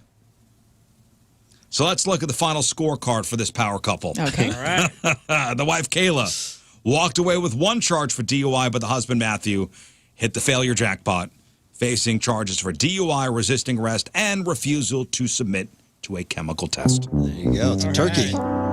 Failed. And those are your Friday fail stories. Moon, quick, let's give some sports headlines before we hit our final break. Sure. Sports is brought to you by DraftKings at Casino Queen. Play, stay, and dine. Visit DraftKings at CasinoQueen.com for special promotions. The Blues finally notched their first preseason win, blasting the Senators 7-1 at Enterprise. Nice. Broberg scored twice. Thomas added 3 points, and Bennington stayed hot, stopping 36 of 37 shots. They look sharp. The Blues really did look sharp. Near full NHL lineup, jumping out early and never letting up. And the season officially kicks off for the Blues on Thursday. Yeah, Saturday in Chicago, then back home against the Blackhawks before the regular season begins, like you said. Let's see, three decisive Game 3s in the MLB Wild Card Series, and then Thursday Night Football game went down to the wire. Unfortunate for us and everybody involved in the Rizz Show Fast Lane, everybody picked the Rams, and the 49ers won. Boo. That's fine. It's fine. It's fine. Everybody's zeros. Everybody's zero, so we're going into Sunday, clean slate, even Steven. Yep. The Yankees right-hander, who's a rookie, I believe, Cam Schlitter, who's a Massachusetts native and a huge Red Sox fan. He smoked the Red Sox, pitching 8 scoreless innings in 12 strikeouts and no walks, leading the Yankees to a 4-0 victory to clinch that series. In Cleveland, historic regular season comeback for the Guardians came to a stinging end. The Tigers catcher Dingler, what a cool name. Dingler. Schlitter and Dingler. Where are they? Dingler hit a These guys dangler. coming from? It was a go-ahead solo in the 6th. The Tigers went on to beat the Guardians 6-3, eliminating Cleveland from the postseason. Cleveland. And in the NL, the Cubs are moving on. They beat San Diego 3-1 at Wrigley, shutting down the Padres rally. Let's see. I have, real quick, if you want to do this, I have the top 10 paid athletes of 2025, and one of these is not like the other. Yeah, I saw the list. I don't know a lot of these. I don't know a lot of these guys. Sure you do. I mean, I know, okay, so Number 10 is Kevin Durant, $101.4 million. Wow. Okay, basketball. yeah, basketball guy. Number 9 is Shohei Ohtani. Okay, I know him. $102.5 million baseball. Number 8 is Kareem Benzema. He's a soccer player in Europe. French dude, played for Real Madrid. Across the world. Yeah, across the world. Across the world, $104 million. Number 7. How much is Dingler pulling in? Dangler, not that much. Not on the Top list. 6,000. Juan Soto, $114 million. That's number 7, What a baseball. bust he was this year. LeBron James, $133.8 million. Number 5, Lionel Messi, $135. Okay. Above Lionel Messi, ladies and gentlemen, we have Dak Prescott. Oh, I know him. smokes. He's a football player. Number 4, mediocre, $137 million. 3 is Tyson Fury, $146 million. boxer.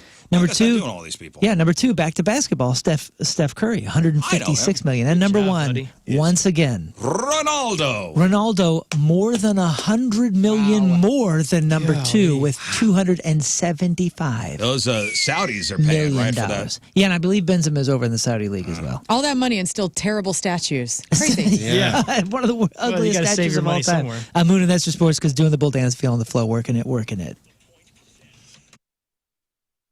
All right, that's a wrap on the week. Clownvis, dude. Yeah, buddy. As always, great seeing you. Thanks, man. Pleasure to be here. I love coming in, guys. Today, see Clownvis, Learn, and King Scott at Get Your Picks on 66, 8400 Watson Road in Webster, 5 to 7 o'clock, celebrating their 3-year anniversary. That's right. It's going to be a party. So head on down there to see the 3 of them. And King Scott will be at the Four Brothers Mead Meat on Main event. Yep, the 6th annual Meat on Main by Four Brothers Mead. That's tomorrow, going from noon till 9. It's going to be a big party down there. It's free, so bring the whole family. It's such a fun day. Trust me. Moon, you are at? I am at Valley Park Days tomorrow. Valley Park starts at 2 or 3 in the afternoon. It's going to be a freaking perfect day throughout the day to just come down, celebrate a wonderful town. They got all sorts of things going on, and music all day. And we, the Teenage Dirtbags, are taking the stage at 6 o'clock, and the Alabama Dirtbags will also make a special appearance. We'll be playing from 6 to 10. Fireworks around 8 or 9 o'clock. It's just such a fun event, and I will see you there tomorrow. Also, the Best of Missouri Market is at the Botanical Gardens this weekend. There's a lot of stuff going on. Oh, yeah. Yeah, man. You got to strike while the weather is like this. Yeah, you know what I'm saying? This is it here. All right, so if you missed anything on the program, make sure you check out the clip of the day brought to you by Michael's Flooring. Also, the podcast brought to you by Dobbs Tire and Auto Centers. And today's podcast is titled Rhys Darby and Clownvis and the Mothman butt. Yes. All right, got to shout out one more time the hats of the week. All these companies have made very generous donations to Cardinal Glennon's Children's Hospital. Moon, Your head. Fitz's automotive specialist down in South County on South Broadway. From advanced diagnostics to many other automotive repairs, their team delivers honest, expert care. So give them a call, 314-544-7600. Fitz's automotive specialist. Make them your first call. All right, learn. Golden Oak Lending. They've just announced the opening of Golden Oak Lending Premier Realty, so making home buying easier. You got your financing and your real estate agent both there. Call 314-567-GOLD or go to goldenoaklending.com. King Scott. Yes, come on down to Festus tomorrow's Four Brothers Mead, 6th annual Mead on Main. It goes from noon till 9, and I'll be out there from 3 to 5 hanging out, giving away some goodies. But this thing is awesome, and again, free. Bring the family. Go to fourbrothersmead.com. All right. Well, that's it. Anything else? I just want to say congratulations. Tomorrow, my cousin Mariah and her boyfriend TC are getting married. So That's big news. Yeah, dude. That's big news. Clownvistotherescue.com for any Clownvis needs. All right. We leave you with a selection from our Teamers Remember the Day, brought to you by Hot Shot Sports Bar and Grill from Festus Andrew Mosley. Yes, Andrew Mosley. Andrew, here it is. Have a great weekend. See you Monday. Bye. Adios.